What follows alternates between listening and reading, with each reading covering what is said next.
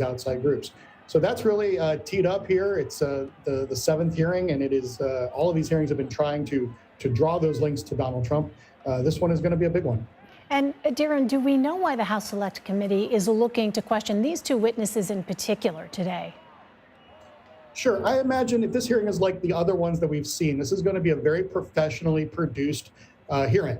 I think the witness testimony from the two people that we understand will be in the room, and we're not completely sure that they will be in the room. I know that they were holding back and naming them for security reasons, but it will be backed up by video narratives from other people who have testified. It'll be backed up from the lawmakers themselves. But with the two witnesses that we are apparently expected to hear from, one of them is one of the 876 people who was charged, and he's also one of the 315 or so rioters who have pleaded guilty. He's probably going to give us a sense of why the rioters were there, what motivated them to be there, Donald Trump's tweets in the days beforehand calling them to be there. So this is someone in Stephen Ayres as well who pleaded guilty just in the last month, someone who's scheduled to be sentenced for that crime in September. So I would imagine their cooperation here today is certainly going to help that person in their sentencing going forward. And then in the Oath Keepers, the former Oath Keeper spokesman, we're going to get a window into Stuart Rhodes, the founder of the group, who's been charged with sedition as a part of the Justice Department's January 6th investigation. Mr. Van Tatenhove, I believe, was not connected to Stuart Rhodes right around January 6, 2020, but I believe will give us a picture into his mindset maybe in the months and years beforehand. So you mentioned, Darren, the former president's tweets. There is one in particular that seems to be getting a lot of attention right now, the one that ended with, be there, will be wild. And is it your understanding that some of the witnesses who are testifying today are going to say that they saw this as a call to action? That's my understanding. That tweet is obviously a very clear one. There were some other ones. Obviously, there was the famous comments that President Trump made in one of the debates to the Proud Boys to stand by and stand back. So I think we're going to get a sense of how all of that rhetoric from President Trump and his, and his associates, whether it be Roger Stone and Ali Alexander, who were, touting the stop the steal moves in the days and weeks surrounding after the election and before January 6th. But I think we're going to get a sense of how all of those messages ultimately led to this mob that came to the Capitol. So the Justice Department has already brought charges against more than 100 people with ties to far-right extremist groups. Could we see additional charges perhaps come from today's hearing? I'll be watching closely for that. I think what we're going to hear today maybe will give a sense of what potential. There have been a number of people who have been charged who have since pleaded guilty and are offering cooperation, which does tease out to us as we listen to the hearing today, a sense of maybe what kinds of cooperation they're providing, and ultimately who up the ladder might also be pulled into this larger conspiracy that we already know that there are federal charges aimed at these at the extremist groups. So yeah, we'll be absolutely watching to see maybe what these folks will say in public, which might be very different than obviously what they are saying in a grand jury, or if they're pulled in and talking to Justice Department investigators in a way that we don't have the same window into the cooperation that they're giving there. It's interesting because, people remember, obviously, during that debate with President Biden when, then candidate Donald Trump said about that he was asked to denounce these extremist groups, and he said, stand back and stand by. And people wondered whether that could have been a dog whistle of some sort. And it looks like the January 6th committee here is trying to make that link or maybe even make a stronger link. It's interesting. It'll be interesting to see. But Darren Samuelson, thank you so much for joining us. We appreciate it. Thanks for having me. And CBS News Chief Washington correspondent Major Garrett joins us now for more. Major, welcome. So what is the significance at this point in time in this series of hearings, the significance of these two witnesses that we're going to be hearing testimony from today? Because we have continued to see this committee essentially try to connect dots, as we've been told, and establish patterns. So why these two witnesses today?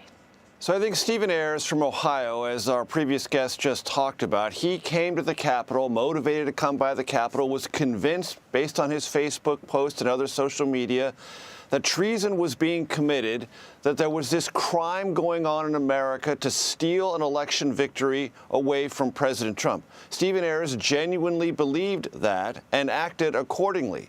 That wasn't true then. It isn't true now. The election wasn't stolen from President Trump. He lost it fair and square, verified in countless different ways, substantiated by people in his own White House, Justice Department, and Department of Homeland Security. But nevertheless, Stephen Ayres believed something was going wrong, and he came to Washington, as did many others, with the intent to stop it. And one of the things the committee wants to find out is just how much did President Trump's social media postings about this, specifically that December 19th tweet, "Come to D.C., will be wild," how much of that motivated him? How much of that was part of his overall understanding of what was going on, incorrect though it was? That's one component part of it. The other witness, Jason Van, I want to make sure I pronounce the last name correctly, Tatenhove, was the, in his words, propagandist for the Oath Keepers long before January 6th. He had ended his relationship with the extremist group many years before January 6th, and he's being called as a witness to explain how the Oath Keepers grew, how its extremism was a marketing ploy to make money and also build its recruitment and expand its ranks in the extremist groups in America, and what may have led it to attach itself not only to President Trump generally, but to January 6th specifically. But Jason does not have any actual testimony to offer about January 6th because he had nothing to do with the Oath Keepers. He's more of a historical or larger contextual witness. But I would say the audience should pay attention to other things about this hearing.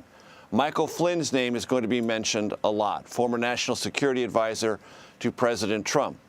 Roger Stone's name is going to come up because these two individuals, along with others, were part of this outside faction telling President Trump the election was stolen. That was false, but the president believed it, and were urging him to take the most extreme measures imaginable to try to rescue a lost presidential election.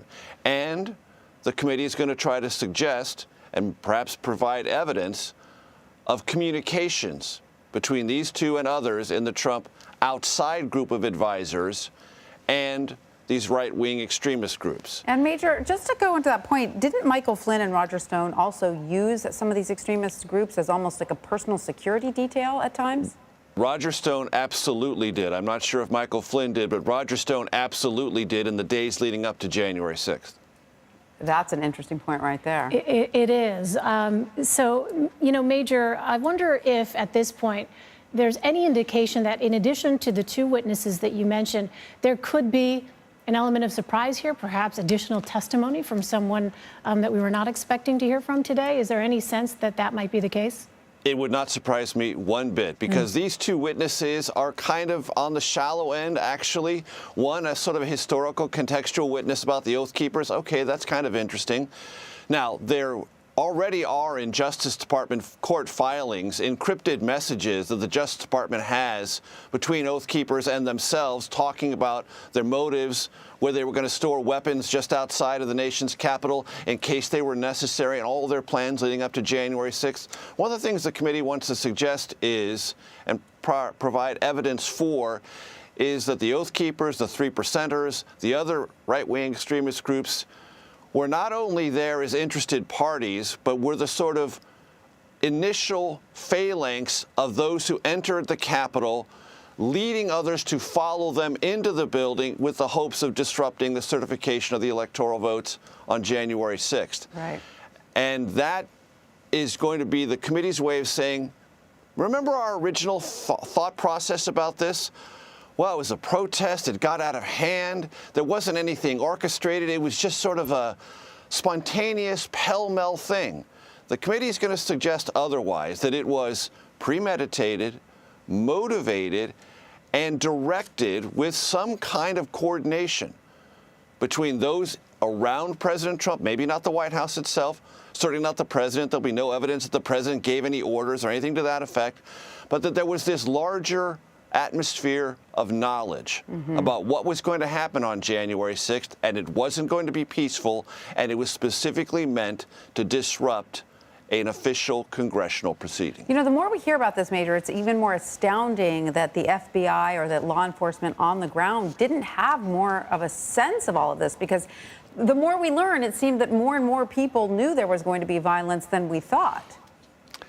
That's a very good point. And this goes to something I remember was said after 9/11. Lack of imagination. The idea that there could be a terrorist attack of that coordinated way in 9/11 was something we'd never seen before, so we didn't imagine it. Well, one could be forgiven for not imagining an armed protest assault on the United States Capitol on both sides, East Front and West Front, to stop a congressional proceeding, not just a regular congressional proceeding, the certification of a presidential election. We've never seen anything like that before. So the lack of imagination can be understood, can be forgiven. But there was a flow of information that something bad was brewing. Yeah. And what the committee is going to suggest is, among the people who had the most awareness and visibility into that flow of information was the White House itself, which leads us to this question. Was this an attack by the executive branch on the legislative branch? Members of those committees, and I've talked to many of them, believe it was. All right, Major, thank you so much. We're going to go in just a few moments to the CBS News special report.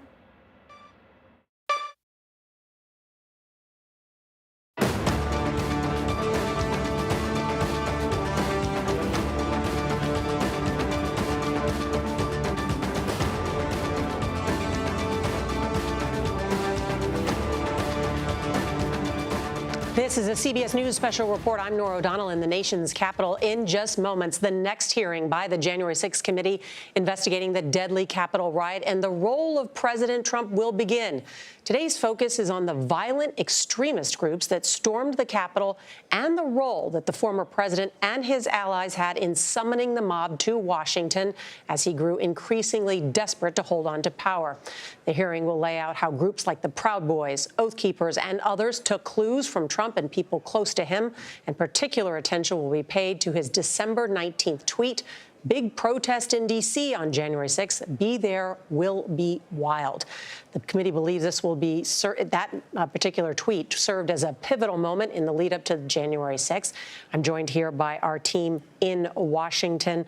Robert Costa, I want to begin with you. We're also going to hear for the first time from Trump's former White House counsel, Pat Cipollone. Norah, based on my reporting close to the committee, Pat Cipollone has been a breakthrough witness, crucial to this committee's understanding of what happened before January 6th. A December 18th, 2020 meeting in the Oval Office, Cipollone was present, long hesitant about discussing his relationship with the president, but he's been a witness to everyone around the president, Sidney Powell, Rudy Giuliani, and others, and how they push conspiracy theories. In fact, one of the committee members, Jamie Raskin, a congressman from Maryland, saying that Pat Cipollone has corroborated almost everything that we heard from Cassidy Hutchinson. As we're about to begin, John Dickerson, we're also going to hear about these violent groups today. That's right. And remember, President Trump doesn't need to have told them, go do this exact thing. He had created over the course of 4 years in office the conditions where if he riles up his crowd, they might act. Remember Gabriel Sterling, that official, the Republican from the Georgia Secretary of State's office, who said long before the riots, who said, Mr. President, stop saying what you're saying because somebody's going to get hurt. That was the environment in which this took place. It doesn't require the president to have given them a direct order. But today we may hear a connecting of the dots that we haven't thus heard in the past between people very close to President Trump and these extremist groups. We'll have more discussion as we listen in now, after we listen into this part of the hearings. The committee's approval to release the deposition material presented during today's hearing. Good afternoon. When I think about the most basic way to explain the importance of elections in the United States, there's a phrase that always comes to mind. It may sound straightforward, but it's meaningful. We settle our differences at the ballot box. Sometimes my choice prevails, sometimes yours does, but it's that simple. We cast our votes, we count the votes. If something seems off with the results, we can challenge them in court, and then we accept the results. When you're on the losing side, that doesn't mean you have to be happy about it. And in the United States, there's plenty you can do and say so. You can protest, you can organize, you can get ready for the next election to try to make sure your side has a better chance the next time the people settle their differences at the ballot box. But you can't turn violent. You can't try to achieve your desired outcome through force or harassment or intimidation. Any real leader who sees their supporters going down that path, approaching that line, has a responsibility to say, stop. We gave it our best. We came up short. We try again next time, because we settled our differences at the ballot box. On December 14th, 2020, the presidential election was officially over. The Electoral College had cast its vote. Joe Biden was the president-elect of the United States. By that point, many of Donald Trump's supporters were already convinced that the election had been stolen, because that's what Donald Trump had been telling them. So what Donald Trump was required to do in that moment, what would have been required of any American leader, was to say, we did our best and we came up short. He went the opposite way. He seized on the anger he had already stoked among his most loyal supporters, and as they approached the line, he didn't wave them off, he urged them on. Today, the committee will explain how, as a part of his last-ditch effort to overturn the election and block the transfer of power, Donald Trump summoned a mob to Washington, D.C., and ultimately spurred that mob to wage a violent attack on our democracy. Our colleagues, Ms. Murphy of Florida and Mr. Raskin of Maryland, will lay out this story. First, I'm pleased to recognize our distinguished Vice Chair, Ms. Cheney of Wyoming, for any opening comments she'd care to offer. Thank you very much, Mr. Chairman. Our committee did not conduct a hearing last week, but we did conduct an on-the-record interview of President Trump's former White House counsel, Pat Cipollone. If you have watched these hearings, you've heard us call for Mr. Cipollone to come forward to testify. He did, and Mr. Cipollone's testimony met our expectations.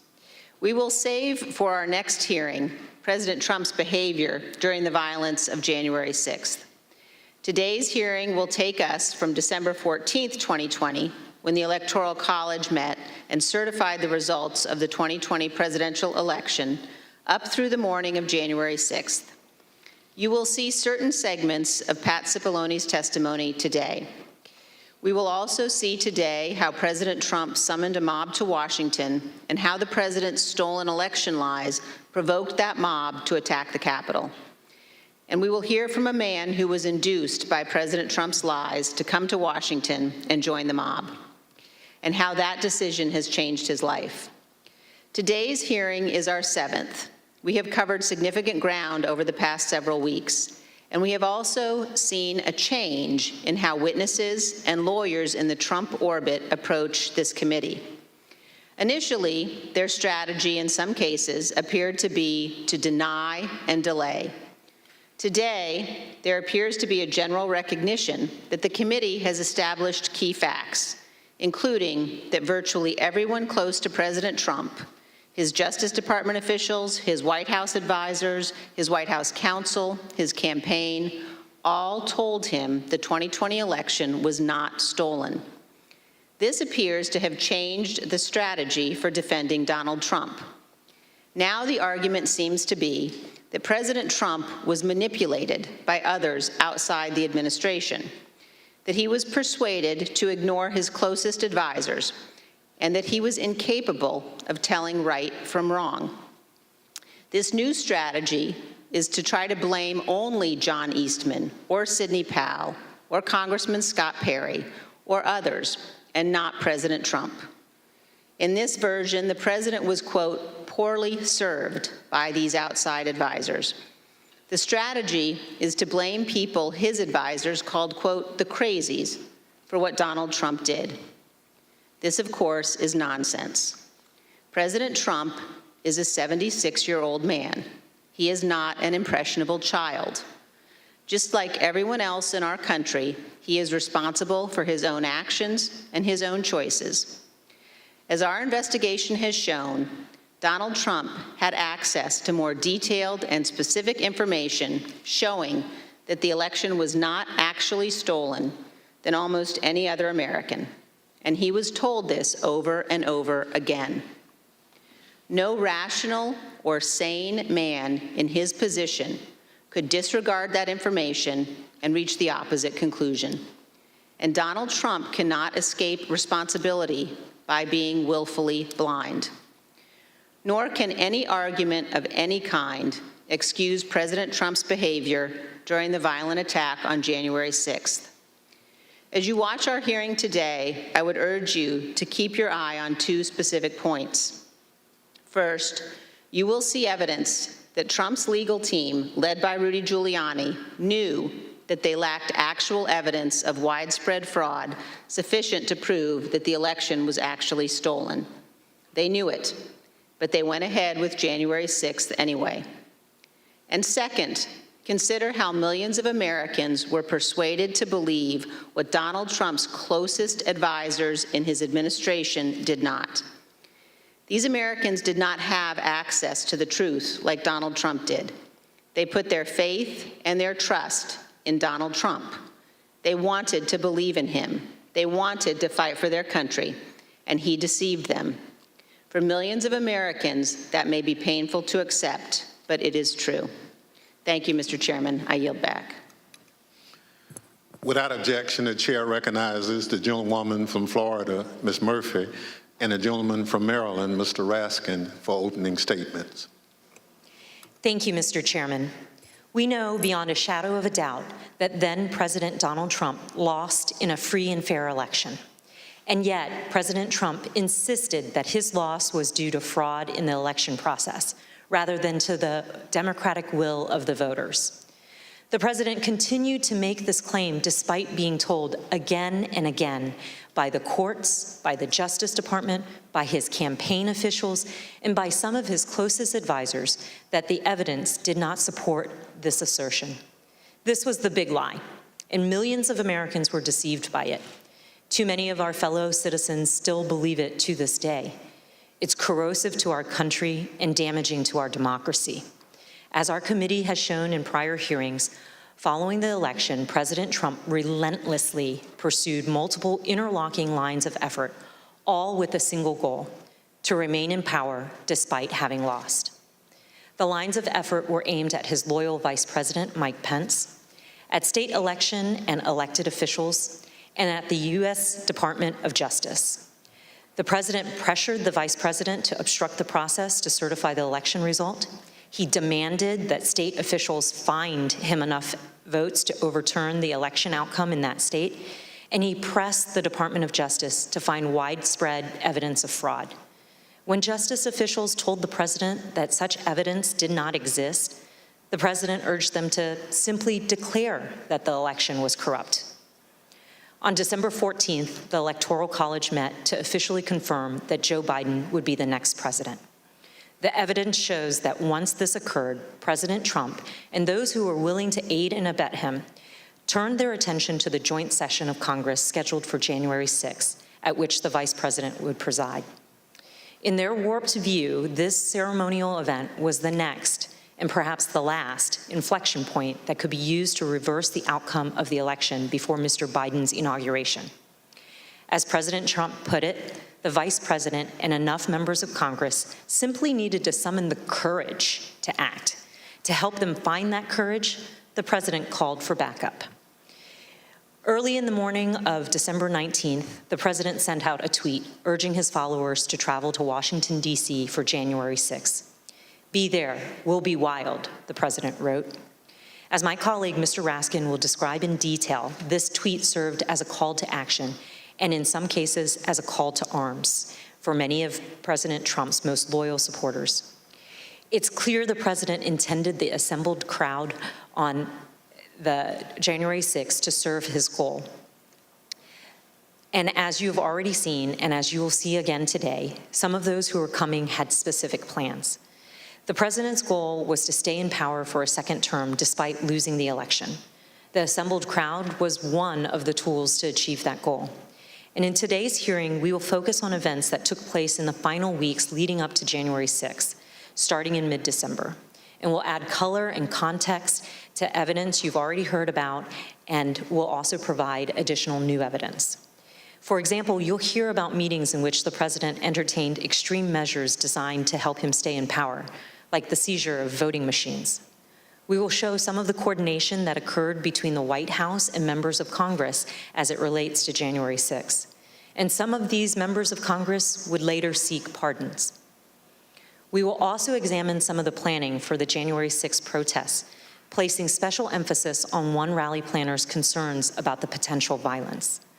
And we will describe some of the president's key actions on the evening of January 5th and the morning of January 6th, including how the president edited and ad-libbed his speech that morning at the Ellipse, directed the crowd to march to the Capitol, and spoke off script in a way that further inflamed an already angry crowd. I yield to the gentleman from Maryland, Mr. Raskin. Thank you, Ms. Murphy. Mr. Chairman, Madam Vice Chair. 4 days after the electors met across the country and made Joe Biden the president-elect, Donald Trump was still trying to find a way to hang on to the presidency. On Friday, December 18th, his team of outside advisors paid him a surprise visit in the White House that would quickly become the stuff of legend. The meeting has been called unhinged, not normal, and the craziest meeting of the Trump presidency. The outside lawyers who'd been involved in dozens of failed lawsuits had lots of theories supporting the big lie, but no evidence to support it. As we will see, however, they brought to the White House a draft executive order that they had prepared for President Trump to further his ends. Specifically, they proposed the immediate mass seizure of state election machines by the U.S. military. The meeting ended after midnight with apparent rejection of that idea. In the wee hours of December 19th, dissatisfied with his options, Donald Trump decided to call for a large and wild crowd on Wednesday, January 6th, the day when Congress would meet to certify the electoral votes. Never before in American history had a president called for a crowd to come contest the counting of electoral votes by Congress, or engaged in any effort designed to influence, delay, or obstruct the joint session of Congress in doing its work required by our Constitution and the Electoral Count Act. As we'll see, Donald Trump's 1:42 a.m. tweet electrified and galvanized his supporters, especially the dangerous extremists in the Oath Keepers, the Proud Boys, and other racist and white nationalist groups spoiling for a fight against the government. 3 rings of interwoven attack were now operating towards January 6th. On the inside ring, Trump continued trying to work to overturn the election by getting Mike Pence to abandon his oath of office as vice president and assert the unilateral power to reject electoral votes. This would have been a fundamental and unprecedented breach of the Constitution that would promise Trump multiple ways of staying in office. Meanwhile, in the middle ring, members of domestic violent extremist groups created an alliance, both online and in person, to coordinate a massive effort to storm, invade, and occupy the Capitol. By placing a target on the joint session of Congress, Trump had mobilized these groups around a common goal, emboldening them, strengthening their working relationships, and helping build their numbers. Finally, in the outer ring, on January 6th, there assembled a large and angry crowd, the political force that Trump considered both the touchstone and the measure of his political power. Here were thousands of enraged Trump followers, thoroughly convinced by the big lie, who traveled from across the country to join Trump's wild rally to stop the steal. With the proper incitement by political leaders and the proper instigation from the extremists, many members of this crowd could be led to storm the Capitol, confront the vice president in Congress, and try to overturn the 2020 election result. All of these efforts would converge and explode on January the 6th. Mr. Chairman, as you know better than any other member of this committee from the wrenching struggle for voting rights in your beloved Mississippi, the problem of politicians whipping up mob violence to destroy fair elections is the oldest domestic enemy of constitutional democracy in America. Abraham Lincoln knew it too. In 1837, a racist mob in Alton, Illinois, broke into the offices of an abolitionist newspaper and killed its editor, Elijah Lovejoy. Lincoln wrote a speech in which he said that no transatlantic military giant could ever crush us as a nation, even with all of the fortunes in the world. But if downfall ever comes to America, he said, we ourselves would be its author and finisher. If racist mobs are encouraged by politicians to rampage and terrorize, Lincoln said, they will violate the rights of other citizens and quickly destroy the bonds of social trust necessary for democracy to work. Mobs and demagogues will put us on a path to political tyranny, Lincoln said. As we'll see today, this very old problem has returned with new ferocity today as a president who lost an election deployed a mob which included dangerous extremists to attack the constitutional system of election and the peaceful transfer of power. And as we'll see, the creation of the internet and social media has given today's tyrants tools of propaganda and disinformation that yesterday's despots could only have dreamed of. I yield back to the gentle lady from Florida, Ms. Murphy. Article 2 of the United States Constitution establishes the Electoral College. Each state's laws provide that electors are to be chosen by a popular vote. And on December 14th, 2020, electors met in all 50 states and the District of Columbia to cast their votes. Joseph Biden won by a margin of 306 to 232. The election was over. Mr. Biden was the president-elect. Before the Electoral College met, Donald Trump and his allies filed dozens of legal challenges to the election, but they lost over and over again, including in front of multiple judges President Trump had nominated to the bench. In many of these cases, the judges were highly critical of the arguments put forward, explaining that no genuine evidence of widespread fraud had been presented. For example, a federal judge in Pennsylvania said, "This court has been presented with strained legal arguments without merit and speculative accusations unsupported by evidence. In the United States of America, this cannot justify the disenfranchisement of a single voter, let alone all the voters of its 6th most populated state." On December 15th, after the Electoral College certified the outcome, the Republican majority leader in the Senate acknowledged Mr. Biden's victory. Yesterday, electors met in all 50 states. So as of this morning, our country has officially a president-elect and a vice president-elect.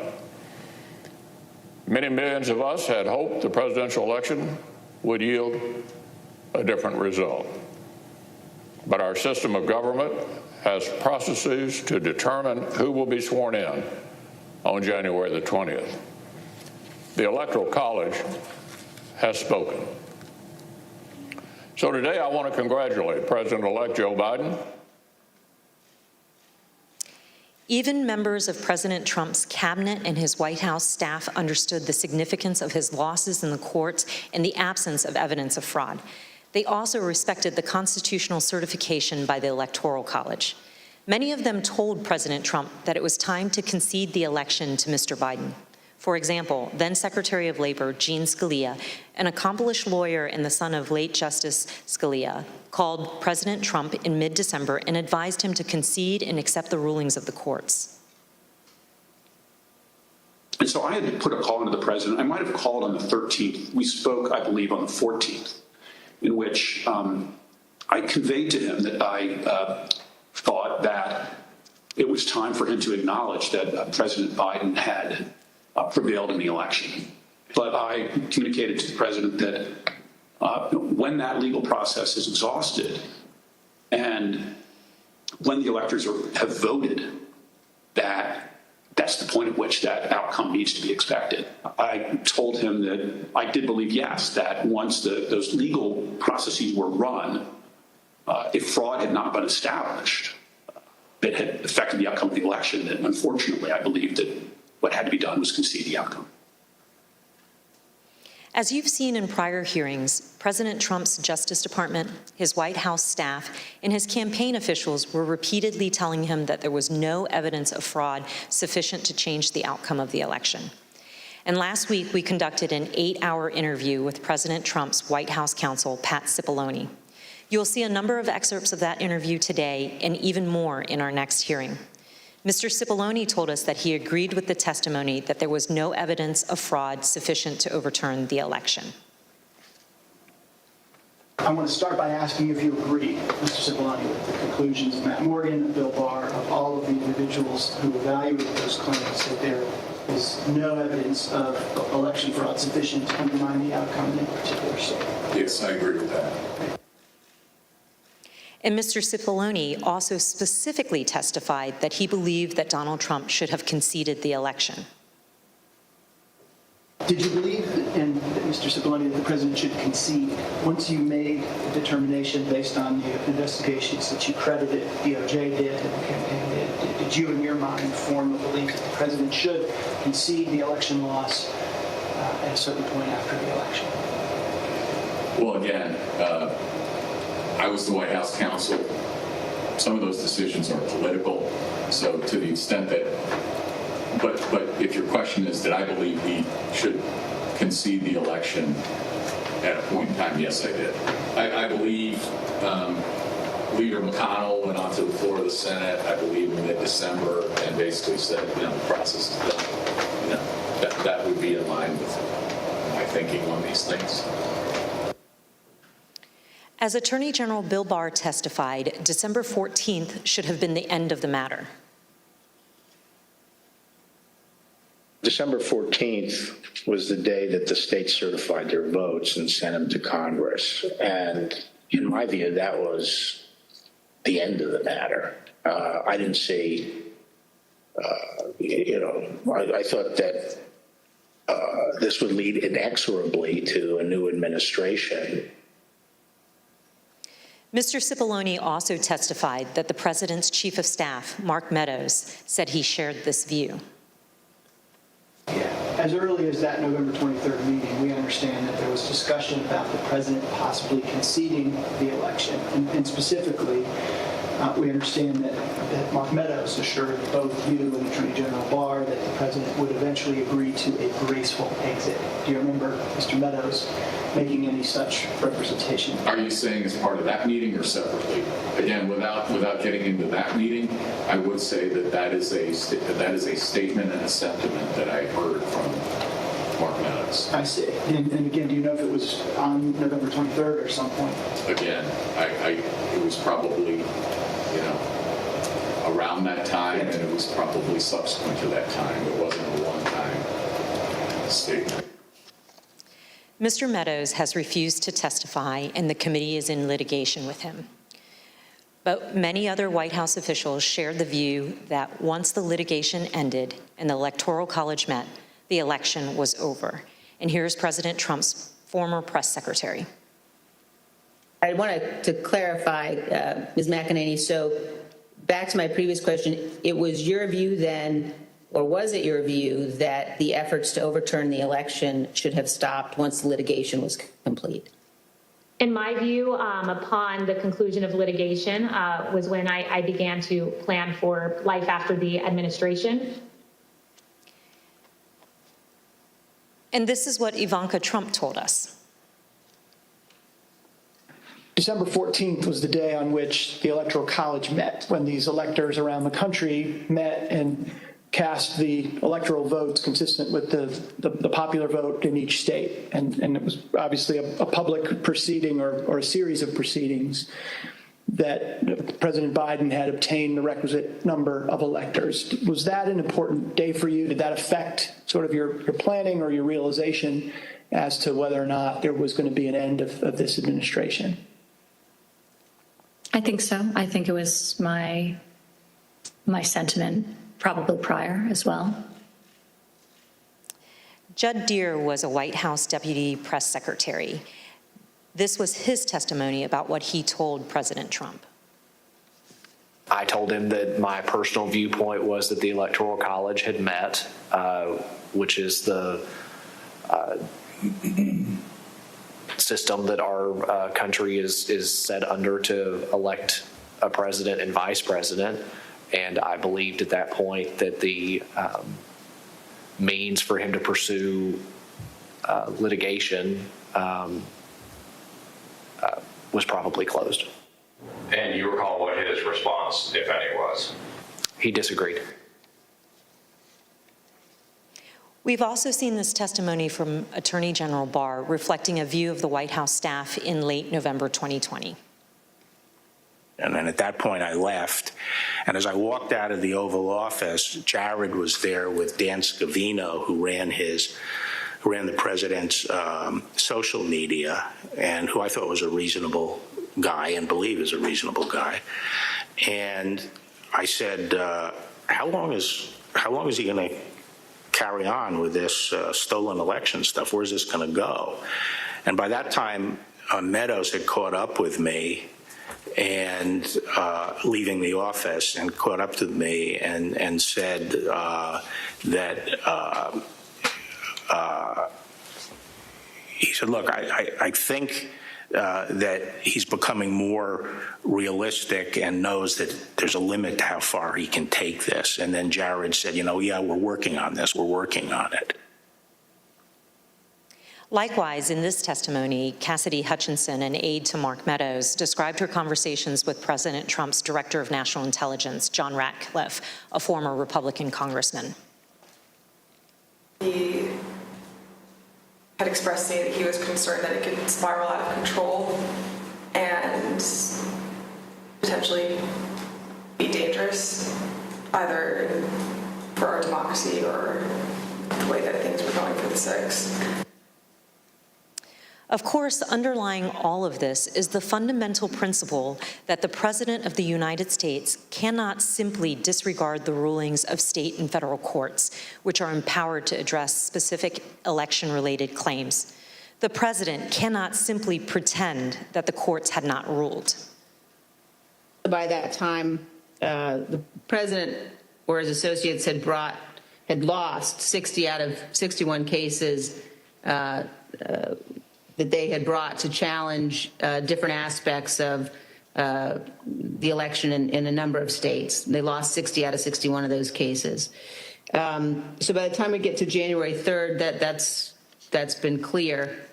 I assume, Pat, that you would agree the president is obligated to abide by the rulings of the courts. Of course. And I assume you also everybody is obligated to abide by rules, of course. And I assume you also would agree the president has a particular obligation to take care that the laws be faithfully executed. That is one of the president's obligations, correct. Yet President Trump disregarded these court rulings and the counsel from his closest advisors and continued his efforts to cling to power. In our prior hearings, you have heard considerable testimony about President Trump's attempts to corruptly pressure Vice President Pence to refuse to count electoral votes, to corrupt the Department of Justice, to pressure state officials and state legislatures, and to create and submit a series of fake electoral slates. Now, we will show you what other actions President Trump was taking between December 14th, 2020 and January 6th. I yield to the gentleman from Maryland, Mr. Raskin. Thank you, Ms. Murphy. Throughout our hearings, you've heard how President Trump made baseless claims that voting machines were being manipulated by foreign powers in the 2020 election. You've also heard Trump's Attorney General, Bill Barr, describe such claims as complete nonsense, which he told the president. Let's review that testimony. I saw absolutely zero basis for the allegations, but they were made in such a sensational way that they obviously were influencing a lot of people, members of the public, that there was this systemic corruption in the system and that their votes didn't count and that these machines controlled by somebody else were actually determining it, which was complete nonsense. And it was being laid out there. And I told them that it was crazy stuff and they were wasting their time on that. And it was doing a grave disservice to the country. We've learned that President Trump's White House counsel agreed with the Department of Justice about this. Attorney General Barr made a public announcement on December 1st, less than a month after the election, that he had seen no suspended fraud sufficient. Fair to say that by December 1st, you had reached the same conclusion? It's fair to say that I agree with Attorney General Barr's conclusion on December 1st. Yes, I did, and I supported that conclusion.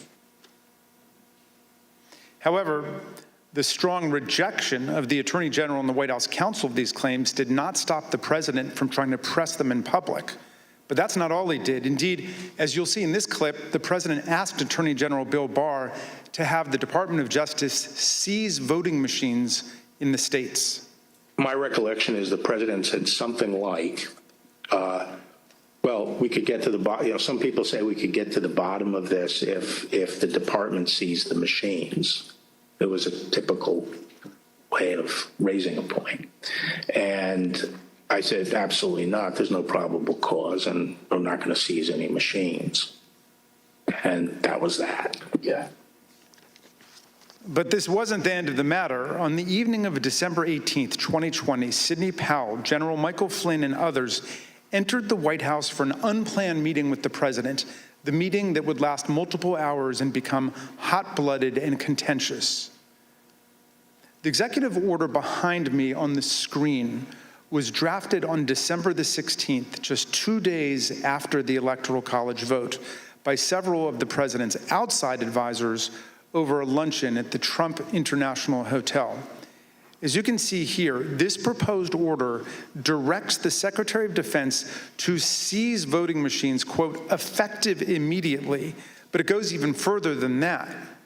Under the order, President Trump would appoint a special counsel with the power to seize machines and then charge people with crimes with all resources necessary to carry out her duties.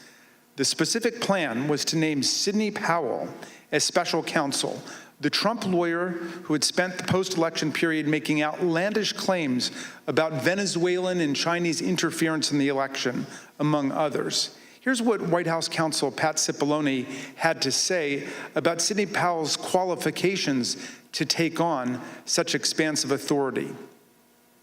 I don't think Sidney Powell would say that I thought it was a good idea to appoint her special counsel. I was vehemently opposed. I didn't think she should be appointed to anything. Sidney Powell told the president that these steps were justified because of her evidence of foreign interference in the 2020 election. However, as we've seen, Trump's allies had no such evidence and, of course, no legal authority for the federal government to seize state voting machines. Here's Mr. Cipollone again denouncing Sidney Powell's terrible idea. There was a real question in my mind and a real concern, particularly after the Attorney General had reached the conclusion that there wasn't sufficient election fraud to change the outcome of the election.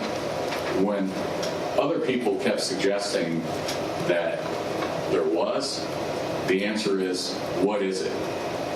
And at some point, you have to put up or shut up. That was my view. Why was this, on a broader scale, a bad idea for the country? To have the federal government seize voting machines, that's a terrible idea for the country. That's not how we do things in the United States. There's no legal authority to do that. And there is a way to contest elections, that happens all the time.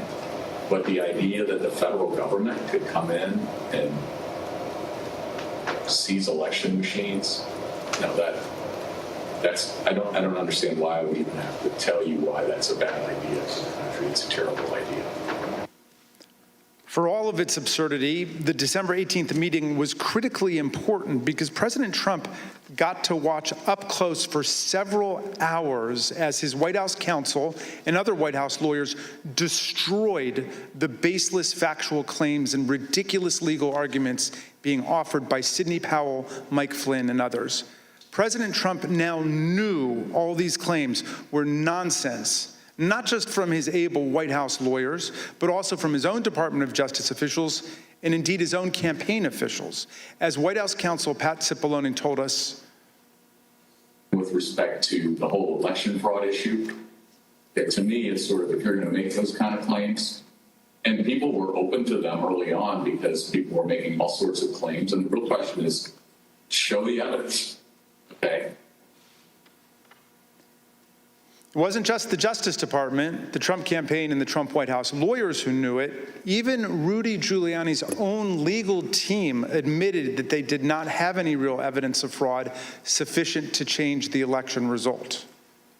Here's an email from Rudy Giuliani's lead investigator, Bernie Kerik, on December 28, 2020, to Chief of Staff Mark Meadows.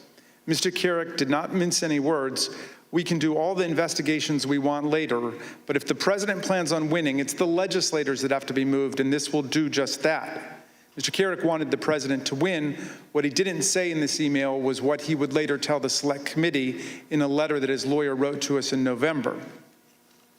The letter said, quote, "It was impossible for Mr. Kerik and his team to determine conclusively whether there was widespread fraud or whether that widespread fraud would have altered the outcome of the election." In other words, even Rudy Giuliani's own legal team knew before January 6th that they hadn't collected enough actual evidence to support any of their stolen election claims. Here's what Trump campaign senior advisor Jason Miller told the committee about some of the so-called evidence of fraud that the campaign had seen from the Giuliani team.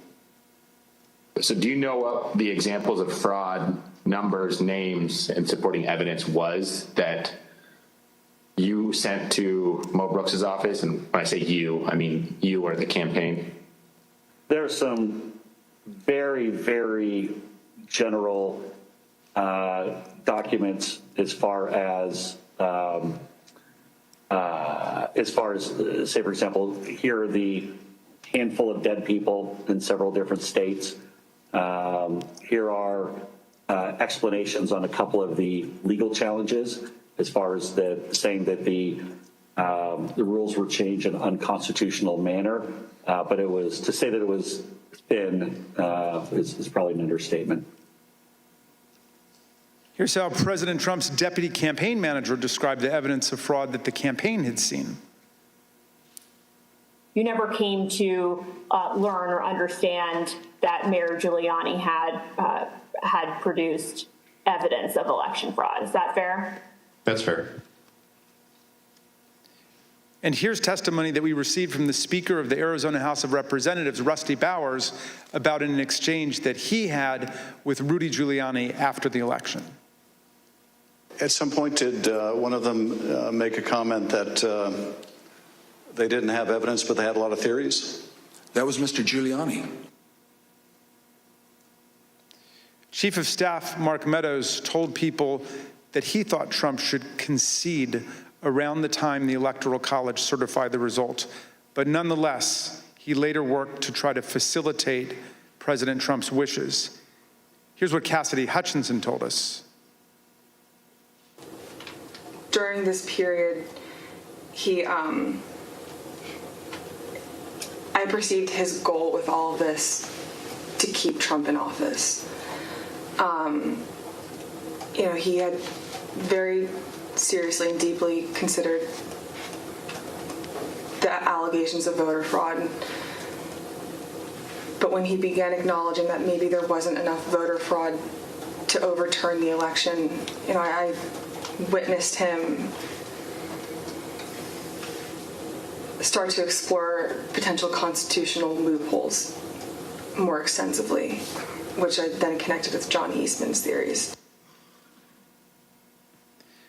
The startling conclusion is this: even an agreed-upon complete lack of evidence could not stop President Trump, Mark Meadows, and their allies from trying to overturn the results of a free and fair election. So let's return to that meeting at the White House on the evening of December 18. That night, a group showed up at the White House, including Sidney Powell, retired Lieutenant General Michael Flynn, and former Overstock.com CEO Patrick Byrne. After gaining access to the building from a junior White House staffer, the group made their way to the Oval Office. They were able to speak with the president by himself for some time until White House officials learned of the meeting. What ensued was a heated and profane clash between this group and President Trump's White House advisors, who traded personal insults, accusations of disloyalty to the president, and even challenges to physically fight. The meeting would last over 6 hours, beginning here in the Oval Office, moving around the West Wing, and many hours later, ending up in the president's private residence. The Select Committee has spoken with 6 of the participants, as well as staffers who could hear the screaming from outside the Oval Office. What took place next is best told in their own words, as you will see from this video. Did you believe that it was going to work, that you were going to be able to get to see the president without an appointment? I had no idea. In fact, you did get to see the president without an appointment. We did. How much time did you have alone with the president? And I say alone, you had other people with you, but right from his aides before the crowd came running? Probably no more than 10 or 15 minutes. Was in that... I bet Pat Cipollone set a new land speed record. I got a call either from Molly or Hirschman that I need to get to the Oval Office. So that was the first point that I had recognized. Okay, there was nobody in there from the White House. Mark's gone. What's going on right now? I opened the door and I walked in. I saw General Flynn. I saw Sidney Powell sitting there. I was not happy to see the people who were in the Oval Office. Explain why. Well, again, I don't think they were providing. Well, first of all, the overstock person, I've never knew who this guy was. Actually, the first thing I did, I walked in, I looked at him, and I said, "Who are you?" And he told me. I don't think any of these people were providing the president with good advice, and so I didn't understand how they had gotten in. In the short period of time that you had with the president, did he seem receptive to the presentation that you were making? He was very interested in hearing particularly about the CISA finding and the terms of 13848 that apparently nobody else had bothered to inform him of. I was asking, like, you claiming the Democrats were working with Hugo Chavez, Venezuelans, and whomever else. And at one point, General Flynn took out a diagram that supposedly showed IP addresses all over the world, and who was communicating with whom via the machines, and some comment about like Nest thermostats being hooked up to the internet. So it's been reported that during this meeting, Ms. Powell talked about Dominion voting machines and made various election fraud claims that involve foreign countries such as Venezuela, Iran, and China. Is that accurate? Sure. Was the meeting tense? Oh, yeah. It was not a casual meeting. Explain. I mean, at times there were people shouting at each other, hurling insults at each other. It wasn't just sort of people sitting around on a couch, like, chit-chatting. Do you recall whether he raised to Ms. Powell the fact that she and the campaign had lost all of the 60 cases that they had brought in litigation? Yes, he raised that. And what was the response? I don't remember what she said. I don't think it was a good response.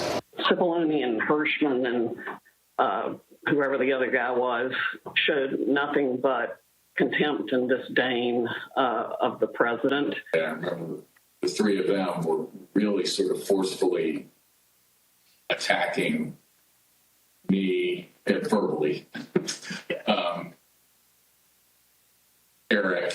Derek, and we were pushing back, and we were asking one simple question as a general matter. Where is the evidence?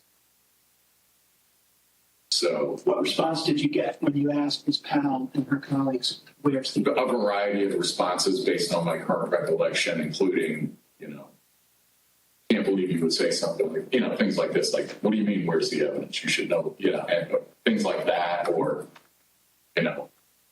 a disregard, I would say, a general disregard for the importance of actually backing up what you say with facts And, then there was discussion of, well, we don't have it now, but we will have it or whatever.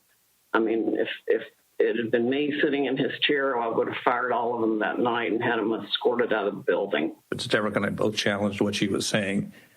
And she says, well, the judges are corrupt. And I was like, everyone?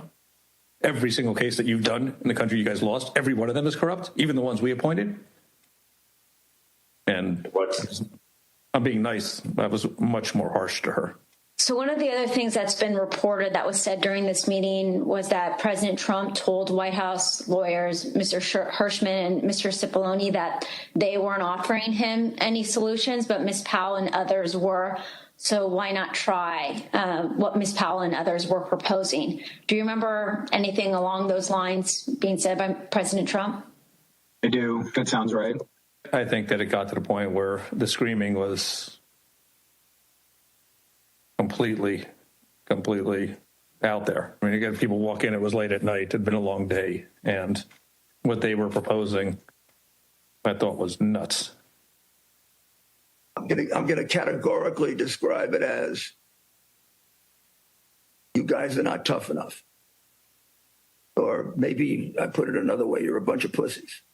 Excuse the expression, but I'm almost certain the word was used. Flynn screamed at me that I was a quitter and everything, kept on standing up and turning around and screaming at me. And at a certain point, I had it with him. So I yelled back.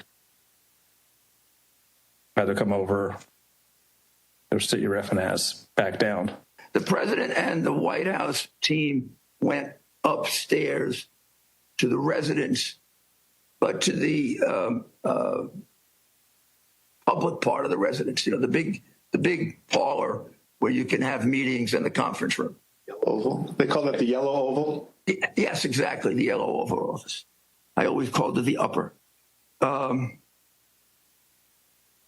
I'm not exactly sure where the Sydney group went. I think maybe the Roosevelt room. And I stayed in the cabinet room, which is kind of cool. I really like that. All by myself. At the end of the day, we landed where we started the meeting, at least from a structural standpoint, which was Sidney Powell was fighting, Mike Flynn was fighting. They were looking for avenues that would result in President Trump remaining President Trump for a second term. The meeting finally ended after midnight. Here are text messages sent by Cassidy Hutchinson during and after the meeting. As you can see, Ms. Hutchinson reported that the meeting in the West Wing was unhinged. The meeting finally broke up after midnight. During the early morning of December 19, Cassidy Hutchinson captured the moment of Mark Meadows escorting Rudy Giuliani off the White House grounds to, quote, make sure he didn't wander back into the mansion. Certain accounts of this meeting indicate that President Trump actually granted Ms. Powell's security clearance and appointed her to a somewhat ill-defined position of special counsel. He asked Pat Cipollone if he had the authority to name me special counsel, and he said yes. And then he asked him if he had the authority to give me whatever security clearance I needed, and Pat Cipollone said yes. And then the president said, okay, I'm naming her that, and I'm giving her security clearance. And then shortly before we left, and it totally blew up, was when Cipollone and or Hirschman and whoever the other young man was said, you can name her whatever you want to name her, and no one's going to pay any attention to it. How did he respond? How did the president respond to that? Something like, you see what I deal with this all the time. Over the ensuing days, no further steps were taken to appoint Sidney Powell, but there is some ambiguity about what the president actually said and did during the meeting. Here is how Pat Cipollone described it. I don't know what her understanding of whether she had been appointed, what she had been appointed to. Okay. In my view, she hadn't been appointed to anything. and ultimately wasn't appointed to anything because there had to be other steps taken. So that was my view when I left the meeting, but she may have a different view and others may have a different view, and the president may have a different view. Were any steps taken, including the president himself, telling her she'd been appointed? Again, I'm not going to get into what the president said in the meeting. My recollection is you're not appointed until steps are taken to get the paperwork done. And when I left the meeting, okay, I guess what I'm trying to say is I'm not going to get into what the president said or said he wanted. Mr. Cipollone, when the matter continued to flare up over the next several days, was it your understanding that Sidney Powell was still seeking an appointment, or that she was asserting that she had been appointed by the president at the December 18 meeting? Now that you mention it, probably both. In terms of I think she may have been of the view that she had been appointed and was seeking to, get that done, and that she should be appointed. As you listen to these clips, remember that Ms. Powell, the person who President Trump tried to make special counsel, was ultimately sanctioned by a federal court and sued by Dominion Voting Systems for defamation. In her own defense to that lawsuit, Sidney Powell argued that, quote, no reasonable person would conclude that the statements were truly statements of fact. Not long after Sidney Powell, General Flynn, and Rudy Giuliani left the White House in the early hours of the morning, President Trump turned away from both his outside advisors' most outlandish and unworkable schemes and his White House counsel's advice to swallow hard and accept the reality of his loss. Instead, Donald Trump issued a tweet that would galvanize his followers, unleash a political firestorm, and change the course of our history as a country. Trump's purpose was to mobilize a crowd. And how do you mobilize a crowd in 2020? With millions of followers on Twitter, President Trump knew exactly how to do it. At 1:42 a.m. on December 19, 2020, shortly after the last participants left the unhinged meeting, Trump sent out the tweet with his explosive invitation. Trump repeated his big lie and claimed it was, quote, statistically impossible to have lost the 2020 election, before calling for a big protest in D.C. on January 6th. Be there, will be wild. Trump's supporters responded immediately. Women for America First, a pro-Trump organizing group, had previously applied for a rally permit for January 22nd and 23rd in Washington, D.C., several days after Joe Biden was to be inaugurated. But in the hours after the tweet, they moved their permit to January 6th, 2 weeks before. This rescheduling created the rally where Trump would eventually speak. The next day, Ali Alexander, leader of the Stop the Steal organization and a key mobilizer of Trump supporters, registered wildprotest.com, named after Trump's tweet. Wildprotest.com provided comprehensive information about numerous newly organized protest events in Washington. It included event times, places, speakers, and details on transportation to Washington, D.C. Meanwhile, other key Trump supporters, including far-right media personalities, began promoting the wild protest on January 6th. It's Saturday, December 19th. The year is 2020. And one of the most historic events in American history has just taken place. President Trump, in the early morning hours today, tweeted that he wants the American people to march on Washington, D.C. on January 6, 2021. And now Donald Trump is calling on his supporters to descend on Washington, D.C., January 6th. He is now calling on we, the people, to take action and to show our numbers. We're going to only be saved by millions of Americans moving to Washington, occupying the entire area if necessary, storming right into the Capitol. You know, we know the rules of engagement. If you have enough people, you can push down any kind of a fence or a wall. This could be Trump's last stand. And it's a time when he has specifically called on his supporters to arrive in D.C. That's something that may actually be the big push Trump supporters need to say, this is it. It's now or never. You better understand something, son. You better understand something. Red wave, bitch. Red wave. This is going to be a red wedding going down January 6th. On that day, Trump says, show up for a protest. It's going to be wild. And based on what we've already seen from the previous events, I think Trump is absolutely correct. Motherfucker, you better look outside. You better look out January 6th. Kick that fucking door open. Look down the street. There's going to be 1 million plus geeked up armed Americans. The time for games is over. The time for action is now. Where were you when history called? Where were you when you and your children's destiny and future was on the line? In that clip, you heard one of Trump's supporters predict a red wedding, which is a pop culture reference to mass slaughter. But the point is that Trump's call to Washington reverberated powerfully and pervasively online. The committee has interviewed a former Twitter employee who explained the effect that Trump had on the Twitter platform. This employee was on the team responsible for platform and content moderation policies on Twitter throughout 2020 and 2021. The employee testified that Twitter considered adopting a stricter content moderation policy after President Trump told the Proud Boys to stand back and stand by from the lectern at the September 29th presidential debate. But Twitter chose not to act. Here's the former employee whose voice has been obscured to protect their identity, discussing Trump's stand back and stand by comment and the effect it had.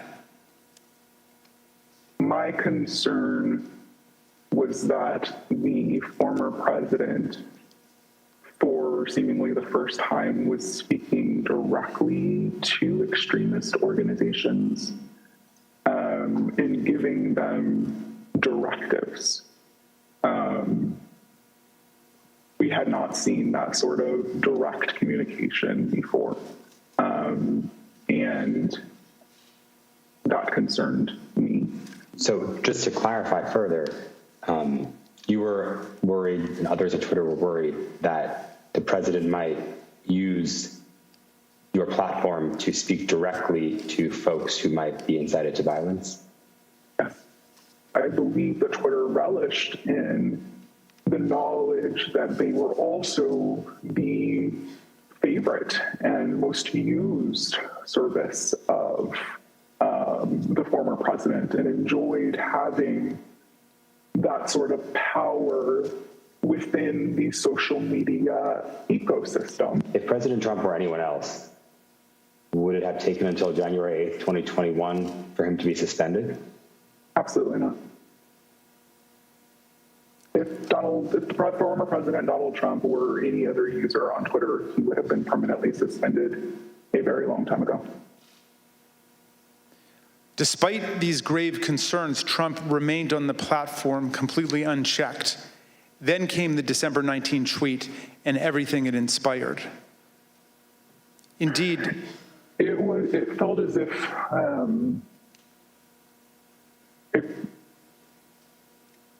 a mob was being organized, and they were gathering together their weaponry and their logic and their reasonings behind why they were prepared to fight prior to December 19th. Again, it was vague.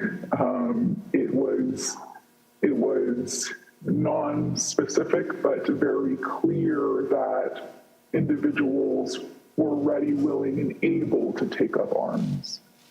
After this tweet on December 19th, again, it became clear not only were these individuals ready and willing, but the leader of their cause was asking them to join him in this cause and in fighting for this cause in DC on January 6th as well.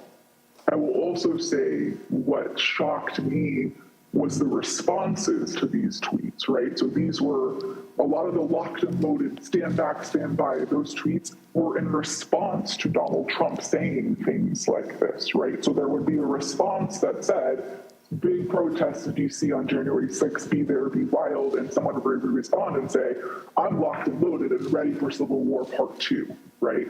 I very much believe that Donald Trump posting this tweet on December 19th was essentially staking a flag in DC on January 6th for his supporters to come and rally. And you were concerned about the potential for this gathering becoming violent?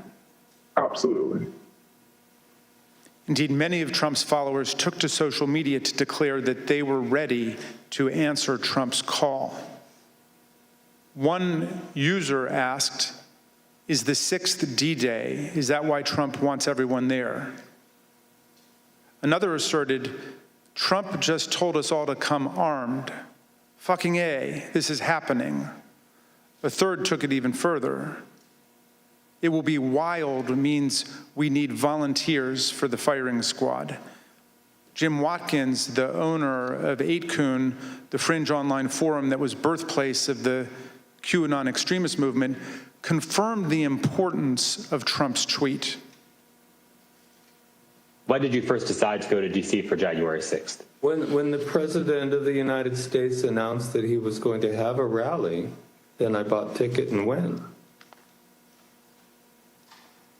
Watkins was at the Capitol on January 6th. Some who have since been indicted for their involvement in the attack on the Capitol also responded. One of them posted on the 19th, quote, calling all patriots, be in Washington, D.C., January the 6th. This wasn't organized by any group. DJT has invited us, and it's going to be wild. Some of the online rhetoric turned openly homicidal and white nationalist, such as, why don't we just kill them, every last Democrat, down to the last man, woman, and child? And it's time for the day of the rope. White revolution is the only solution. Others realized that police would be standing in the way of their effort to overturn the election. So one wrote, I'm ready to die for my beliefs. Are you ready to die, police? Another wrote on the Donald.win, cops don't have standing if they're laying on the ground in a pool of their own blood. The Donald.win was an openly racist and anti-Semitic forum. The Select Committee deposed that site's founder, Jody Williams. He confirmed how the president's tweet created a laser-like focus on the date of January the 6th. I mean, people have been talking about going to D.C. as soon as the election was over. And do you recall whether or not the conversation around those dates centered on the 6th after the president's tweet? Oh, sure. Yeah. I mean, after it was announced that, he was going to be there on the 6th to talk, yes. Then anything else was kind of shut out, and it was just going to be on the 6th. Okay. And that was pretty clearly reflected in the content on the site? Yeah, sure. On that site, many shared plans and violent threats. Bring handcuffs and wait near the tunnels, wrote one user. A commenter replied, suggesting zip ties instead. One post encouraged others to come with body armor, knuckles, shields, bats, pepper spray, whatever it takes. All of those were used on the 6th. The post concluded, join your local Proud Boys chapter as well. The Donald.win featured discussions of the tunnels beneath the Capitol complex, suggestions for targeting members of Congress, and encouragement to attend this once-in-a-lifetime event. While Trump supporters grew more aggressive online, he continued to rile up his base on Twitter. He said there was overwhelming evidence that the election was the biggest scam in our nation's history, As you can see, the president continued to boost the event, tweeting about it more than a dozen times in the lead up to January the 6th. Mr. Chairman, I reserve. The chair requests that those in the hearing room remain seated until the Capitol Police have escorted members from the room. Pursuant to the order of the committee of today, the chair declares the committee in recess for a period of approximately 10 minutes. And an extraordinary hour of testimony, as we heard from for the first time from former Trump White House counsel Pat Cipollone, whose testimony met the expectations of the investigators there and gave us some insight into what was this crazy and unhinged meeting that occurred in the Oval Office, in which President Trump and some of the outsiders described as crazies, as the White House counsel and other White House attorneys tried to fight back about what was going on in the next steps in this. John? It's in that meeting, lack of proof was sign of loyalty to Donald Trump, which made it a crazy meeting because the lawyers who have to deal with proof and evidence kept saying, where is there proof of this conspiracy? And the fact that they didn't have any didn't end the conversation as it would with a group of rational people. It, in fact, made them say that that meant they were that much closer to President Trump. That's the level of craziness that this got to in that fevered moment when the president had been told repeatedly by people with expertise and standing that there was nothing to these cause of fraud, and that all the gambits he was trying were also either illegal or not possible. Nevertheless, for 6 hours, this is what was consuming the presidency. I want to bring in Nicole Killian, who is up on Capitol Hill. And Nicole, the committee and the investigators making the case that what then happened in the Oval Office, this unhinged meeting, then led to former President Trump issuing this tweet at 1:42 a.m. in the morning, which became, in their words, a call to arms.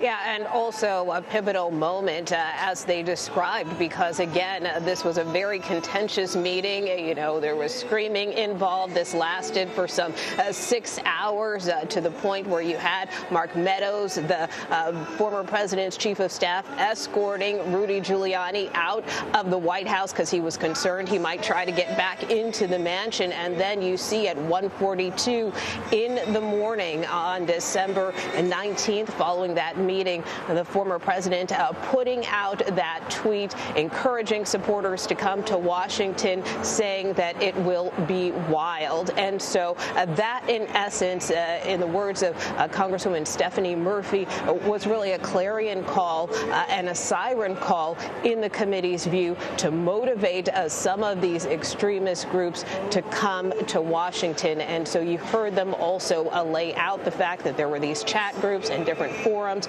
where some people were exchanging messages and really starting that planning to try to come to the Capitol, and also that a rally that was set to take place closer to the time of the inauguration was actually moved up to January 6th following the former president's tweet that morning.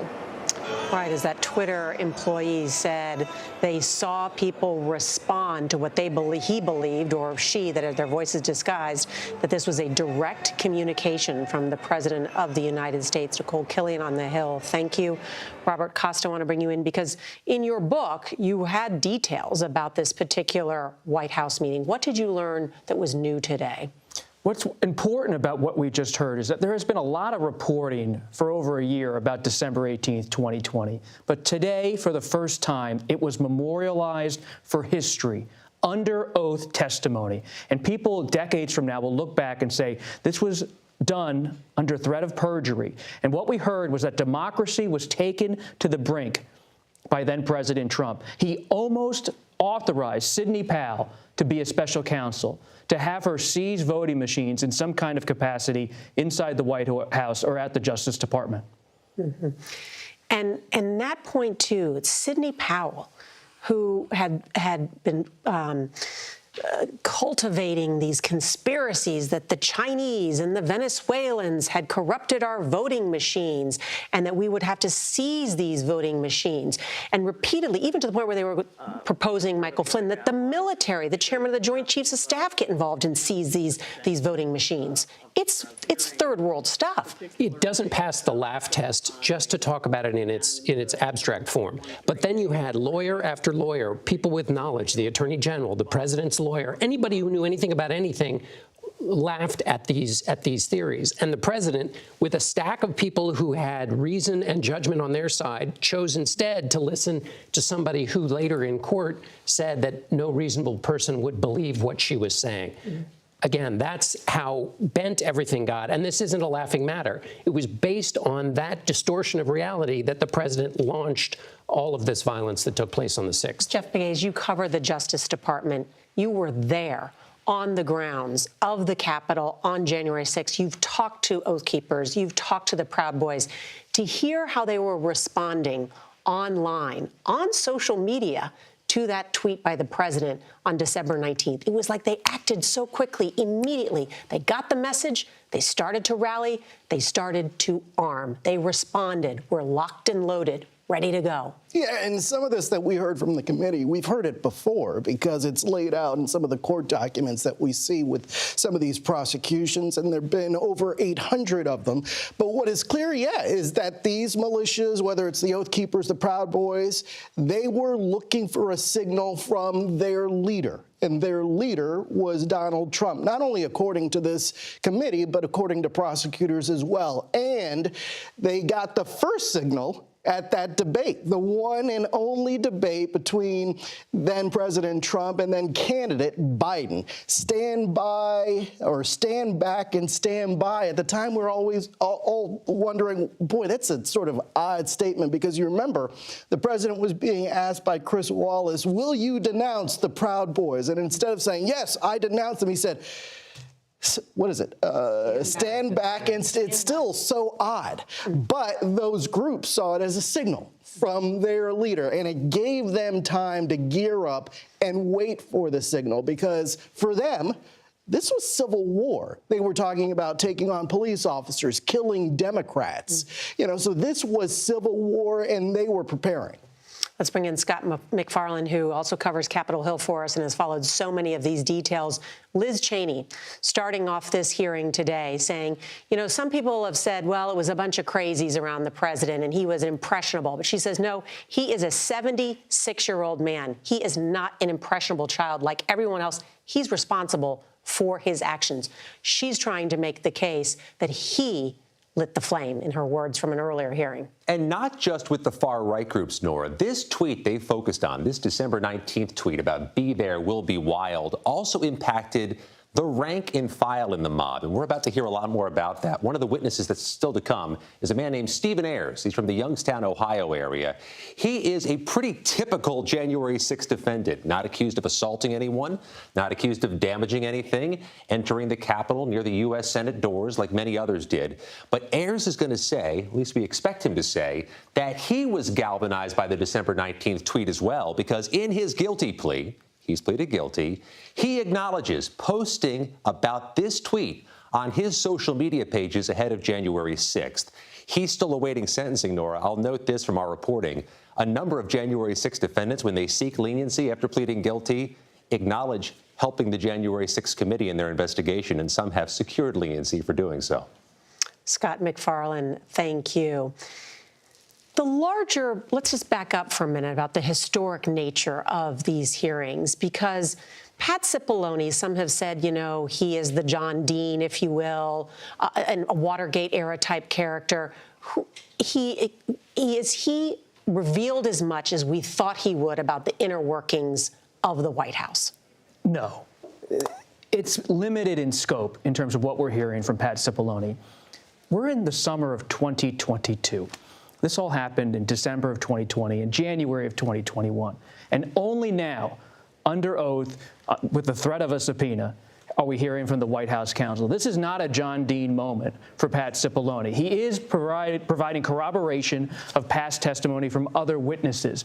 But he's even now only telling us so much. He's not getting into detailed conversations with President Trump because of his argument on executive privilege. And I think that's an important point, because that is the nature of a congressional committee. They have compelled and been working hard, very, very hard, to extract and claw out all of this information. Right. And Cipollone has done two things, though. He has said that the picture that has emerged in certain very crucial points is clear, and he hasn't contradicted anything. Now, the committee may not be showing us everything he said, but he is on the key points. Did the president know this was not true? Was the president told repeatedly? He's affirming that, which is all the underlying and important point to make, that the president launched this call to Washington based on a fantasy. And the president had every reason to know that his supporters would react this way. And he nevertheless went ahead and poured more gasoline, which led to what happened on the January 6th. I want to quickly bring in Katrina Pearson. And Catherine, one person that we haven't heard testify is the former White House Chief of Staff, Mark Meadows. Well, that's right, Nora. This testimony we've just heard about this pivotal meeting on December 18th really underscores the need to hear from the former White House Chief of Staff, Mark Meadows, because based on our reporting here at CBS News, he was the gatekeeper. His job was to make sure the people who got into the Oval Office with then President Trump were bringing sound legal advice or outside advice. And what we heard from the testimony of the former White House counsel, Pat Cipollone, is that was anything but the case. So the picture that has been painted today by the testimony is that the former White House Chief of Mark Meadows really failed in his principal responsibility, which was to vet the people and the ideas that were getting into the Oval Office, especially after the election, when members of the administration had evidence that there was no widespread voter fraud that could have overturned the election. And that was not what the president was hearing from this small pool of outside advisors. Katrina Pearson, thank you. And again, back to this timeline, part of the testimony we heard today was that Mark Meadows had told Jared Kushner, had told others and the Attorney General, yeah, we're almost there. We've got the president. We've got, he should concede. And then it's like this meeting happens and something clicks. Something changes with the president and everybody else. And that January 6th call, it's like the action change. Everyone was gearing up for that. Well, in one sense, it changed, but one thing didn't change, which is the president never wanted to hear anything he didn't want to hear. And Meadows might have said on the 23rd of November to Cipollone, yeah, there's going to be a graceful transition, but he didn't check with the person who had to be graceful in transitioning. And the president retained that. It also strikes me, Bob, in the text that you found from Meadows to Ginny Thomas and back and forth. Meadows, the chief of staff, tells Ginny Thomas, Sidney Powell doesn't have the goods in those texts. So Meadows knew, at least at some level, that these people he was allowing to be in the White House were defined only by their lack of evidence. The sort of Star Wars bar scene in there was a group of people who all had no goods, and yet the president, so anxious to believe what he wanted to believe, was corralling them and trying to plot a way forward. Congresswoman Cheney made the point at the top of this hearing. At the end of the day, there are 1,000 names in this story, but there's one name that matters: Donald Trump, the president of the United States. He had agency. He drove this. Even after the Electoral College process was finished, he plowed forward. He's the one bringing them upstairs to the residence. He's the one calling them into the Oval Office. Ultimately, politically, legally, historically, responsibility is on his shoulders. How did Sidney Powell gain such agency? Sidney Powell was someone who provided Trump with what he wanted. So often in the story of the Trump presidency, it isn't about who they are, it's about what they're saying. And she said to him, you still have a path to stay in the presidency. He took it, regardless of what she was saying, regardless of the veracity of it. What else are we expected to learn in the second half of the hearings? We're going to learn more about these extremist groups, but also this war room that was set up. Well, and yeah, we'll hear from these extremist groups, oath keepers, a former spokesperson. But I don't want to skate over what we heard at the tail end of that hearing, these threats that were on social media, so many of them. And listening to that presentation, I couldn't help but wonder, well, how was this missed by law enforcement? Yeah. Because it clearly was, based on how they showed up at that January 6th attack. They were undermanned. And yet, if you're looking at Twitter, you will see the alarm bells really should have been going going off. And also, all through the Trump presidency, Republicans would say to me, they would say, you know, when we would go to Trump rallies, we see people we've never seen before. His connection with them is so powerful. They really get energized by what he's saying. After 4 years of that, to think that he could go out and say the election was stolen and not have some kind of explosive reaction. It wasn't just law enforcement, it was standing by. An entire party was standing by, watching something that had a pretty predictable outcome. Scott McFarlane, you've got the calendar and why that's so important. I want to underscore the significance of what just happened. We've been so focused on January 6th, the committee is leaning into the significance of December 2020, that Trump tweet December 19th. The same day, the Proud Boys, according to the prosecutors, organized a rally. The next day, you heard Alex Jones send up a clarion call. December 22nd, according to prosecutors, the Oath Keepers began sending messages about the significance of the tweet, and January 6th, a finite amount of time, Nora, but particularly impactful, according to the committee. That's a good point, Seth MacFarlane. Thank you. I want to bring back in Nicole Killian. And Nicole, I know you have some reporting on what we're going to hear from the witnesses in this next part of the hearing. Yeah, that's right. So Scott mentioned Stephen Ayres, who was one of the rioters who has since pleaded guilty to his role in January 6th. But you're also going to hear from a former spokesperson for the Oath Keepers by the name of Jason Van Tatenhove, and a source close to the hearing and with knowledge of the hearing and his testimony tells me that he is expected to reference his relationship with the leader of the Oath Keepers, Stuart Rhodes. So expect to hear that in his testimony. Now, keep in mind that Van Tatenhove has not been affiliated with the Oath Keepers for several years now, and that he has since been kind of outspoken about the role some of these violent extremist groups pose and the danger and concern that he still has about them. Nicole Killian, thank you. And we should note there's a slight delay happening inside the hearing room because of a technical reason, which we can all understand, technical delays. And as they get, because this is, of course, a lot of evidence and clips, as we've seen before, is incredibly important. But we can use this opportunity to really digest further what we already heard. Well, and if I could just make one other point, the reason this is a live issue, in addition to the details of what happened, is that in politics in America right now, there are a lot of people, more of them by studies on the right than the left, who believe that if things don't go your way, violence is an option. And when you define the other side as inhuman, as evil, it becomes a lot easier to commit violence than work things out through the democratic process. So this inflammation that was used and that led to the 6th of January, that inflammation is still out there. There are a lot of people who are still inflamed.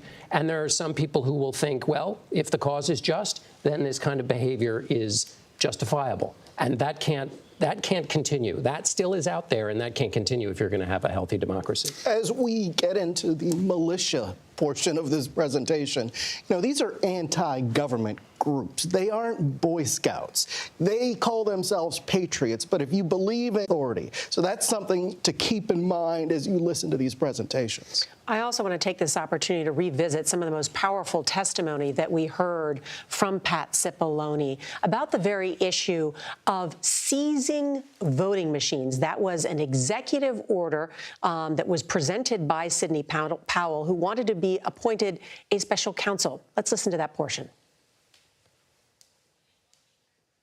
That's not how we do things in the United States. There's no legal authority to do that. And there is a way to contest elections, that happens all the time. But the idea that the federal government could come in and seize election machines, I don't understand why I would even have to tell you why that's a bad idea for the country. It's a terrible idea. I mean, this was a live issue. It had been brought up. People at the Pentagon were concerned about it. The Attorney General was concerned about it. It was that strange and dangerous of an idea. It's very serious because at one level you look at this meeting and you could say, oh, it was just a lively discussion, curse words flying. But this was actually about power, presidential power, and how it would be used. And this committee is pushing forward the question, was power abused by President Trump? Did he want to use the presidency to seize voting machines and try to stay in power? And he was taking active steps to consider putting someone in there like Sidney Powell to make this happen. seizing voting machines to monkey with the votes of the American people. I mean, this is power that comes from the people, right at the core of American democracy he was toying with. And it goes along with the larger story, which is the president tried at every turn from the minute he learned the election, every possible gambit he could find.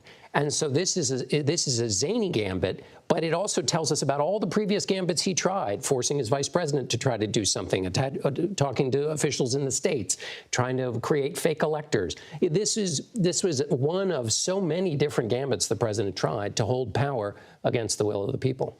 And then it culminated in January 6th. And from the previous testimony we have heard from Cassidy Hutchinson, and I think we're going to hear more from Pat Cipollone in the next hearing on this, too, about Trump's actions on January 6th, as has been previewed today.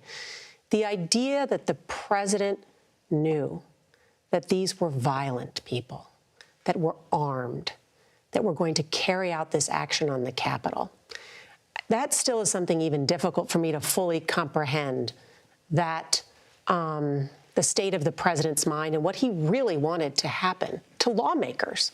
Yeah. And even though this has been discussed, and even though we've heard testimony about this, the true state of the president's mind and what he wanted to, how he wanted to achieve his goal. We have talked about it in the past, but it's still sort of significant, not sort of, it is significant because of what the president said. Well, they're not here to hurt me. Mm-hmm. He said that, according to the testimony, and then tried or encouraged security to ease. Let them in, because remember, he was concerned about the crowd size at the Ellipse. Right. He went into this day eyes wide open about what would happen, and then when it did happen for 187 minutes, didn't do anything about it. Didn't embrace his duty, which was to keep Americans safe, which is an extraordinary, when you think of the central job of a president, which is to keep people safe. He led into this moment by raising the stakes. I mean, remember the thing, bipartisan agreement on the day of January 6th was that the president had incited this. Some Republicans have shifted their view from that, but that was the view on that day. And that then after it happened for so long, and that's, you alluded to the future testimony, that's also what it will be about, is how he did nothing for that long period after it started. And this country has to grapple with violence has been at the center of the Trump story since he began his campaign in 2015. Think about rally after rally, stoking the idea of violence when people are interrupting his rallies. He would not always try to calm things down. He would sometimes try to stir things up. Mm-hmm. Let's bring in Katrina Pearson on some of the charges against these far-right extremist groups, the Oath Keepers, the Proud Boys, and, of course, the charge of seditious conspiracy. Katrina? Well, Nora, seditious conspiracy. Pardon me. Yes, we're twisting up there. This is really at the heart of it the most serious charge, and the allegation here is that the individual sought to block an official act of the American government. In this case, it would be the certification of the Electoral College. What's important about the testimony today is it shows why there was this ramping up of what's the alleged premeditation and pre-planning with the groups as they approached January 6th. The Oath Keepers was a group that was shown to have used what they call small unit military tactics to breach the Capitol, and then to also use them once inside the building to navigate their way to the main chambers. This is the kind of tactic that's used by the military in a hostile environment, and it goes to the idea that they were training in advance. It's also alleged in the court documents that they had a quick reaction force standing by outside of Washington with people and weapons. All of this matters because it goes to that fundamental allegation that there was significant premeditation and planning, and it really intensified after the president's tweet in mid-December. Again, the most serious charges, and we'll hear more about that in the coming session. Katrina Pearson, thank you. Scott McFarlane is also with us. And Scott, you have followed so closely each of these cases against the some 800, more than 800 who have been arrested. And a few dozen of them charged with conspiracy. Katrina mentions the Oath Keepers. They were plotters and planners, according to prosecutors, but they were also leaders on the ground, on the front lines as the mob first approached police. And Katrina mentioned the quick reaction force. That's a key component of the case against the Oath Keepers, a spokesman for whom you're going to hear from shortly. If we look at the U.S. Capitol, there's something else happening outside the Capitol. off the grounds. In fact, on the other side of the river in Virginia, according to prosecutors, these are members of the Oath Keepers moving firearms, staging firearms in Virginia, where firearms laws are looser, in case Trump invoked the Insurrection Act that day. According to prosecutors, the accused Oath Keepers had a stash of weapons ready. So, Nora, here's the difference. There are hundreds of defendants accused of being caught up in the moment, moving into the Capitol as the mob did. Then there are the far-right groups. We're going to hear a lot about the Oath Keepers who were accused of raising money and raising arms ahead of the 6th. A sophisticated operation planned in advance after this tweet to be there on January 6th. Scott McFarland, thank you. The hearing is resuming. This is the chairman, Benny Thompson, a Democrat of Mississippi, who is leading this. Let's listen in now as he has gavelled us back in. Committee will be in order. The chair recognizes the gentleman from Maryland, Mr. Raskin. Mr. Chairman, President Trump's tweet drew tens of thousands of Americans to Washington to form the angry crowd that would be transformed on January the 6th into a violent mob. Dr. Donnell Harvin, who was the chief of Homeland Security and Intelligence for D.C., told the committee how his team saw Trump's December 19th tweet unite violent groups across the spectrum on the far right. We got derogatory information from OSINT suggesting that some very, very violent individuals were organizing to come to D.C. And not only were they organizing to come to D.C., but they were these groups, these non-aligned groups were aligning. And so all the red flags went up at that point. You know, when you have armed militia, collaborating with white supremacy groups, collaborating with conspiracy theory groups online, all toward the common goal, you start seeing what we call in terrorism a blended ideology, and that's a very, very bad sign. Then when they were clearly across, not just across one platform, but across multiple platforms of these groups coordinating, not just like chatting, hey, how's it going? You know, what's the weather like where you're at? But like, what are you bringing? What are you wearing? Where do we meet up? Do you have plans for the Capitol? That's operational. That's like pre-operational intelligence, right? And that is something that's clearly alarming. The Proud Boys and the Oath Keepers are two key groups that responded immediately to President Trump's call. The Proud Boys are a far-right street-fighting group that glorifies violence and white supremacy. The Oath Keepers are extremists who promote a wide range of conspiracy theories and sought to act as a private paramilitary force for Donald Trump. The Department of Justice has charged leaders of both groups with seditious conspiracy to overthrow the government of the United States on January the 6th. Trump's December 19th tweet motivated these two extremist groups, which have historically not worked together to coordinate their activities.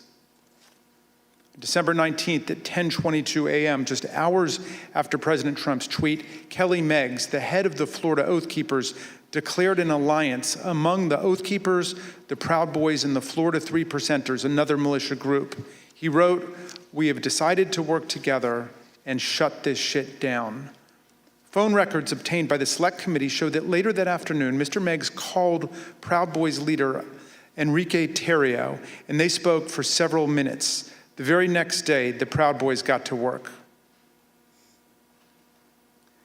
The Proud Boys launched an encrypted chat called the Ministry of Self-Defense. The committee obtained hundreds of these messages, which show strategic and tactical planning about January the 6th, including maps of Washington, D.C. that pinpoint the location of police.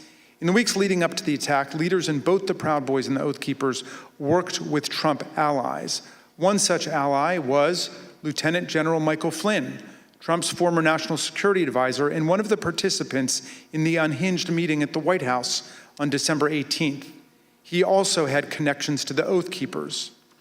This photo from December 12th shows Flynn and Patrick Byrne, another Trump ally who was present at that December 18th meeting, guarded by indicted Oath Keeper Roberto Minuta.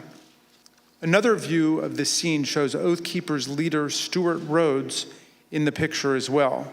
Another central figure with ties to this network of extremist groups was Roger Stone, a political consultant and longtime confidant of President Trump.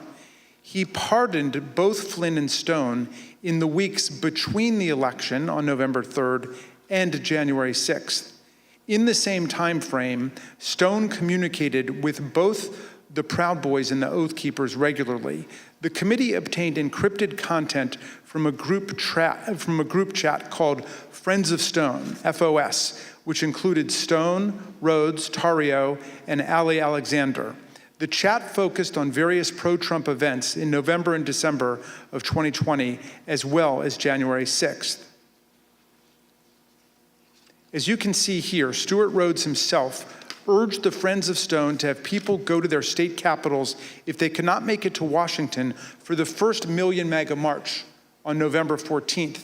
These Friends of Roger Stone had a significant presence at multiple pro-Trump events after the election, including in Washington on December the 12th. On that day, Stuart Rhodes called for Donald Trump to invoke martial law, promising bloodshed if he did not. He needs to know from you that you are with him, that he does not do it now while he is commander-in-chief. We're going to have to do it ourselves later in a much more desperate, much more bloody war. Let's get it on now while he is still the commander-in-chief. Hooah! That night, the Proud Boys engaged in violence on the streets of Washington and hurled aggressive insults at the police. You oath breakers! Do your fucking job! Give us 1 hour! 1 hour! Just the previous night, the co-host of InfoWars issued an ominous warning at a rally alongside Roger Stone and Proud Boys leader Enrique Tarrio.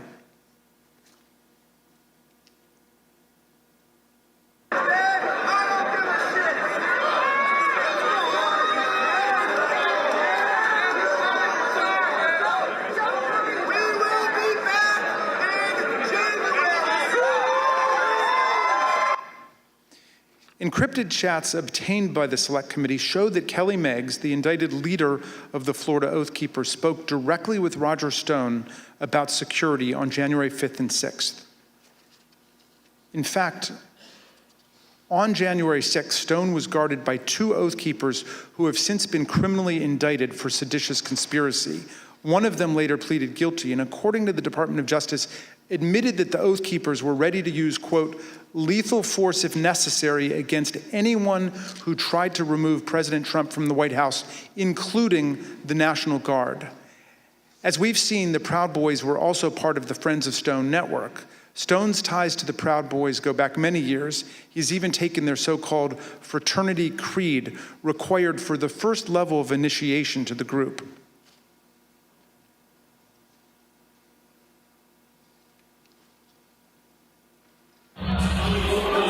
Hi, I'm Roger Stone. I'm a Western chauvinist. I refuse to apologize for defeating modern law. Thank you, Roger.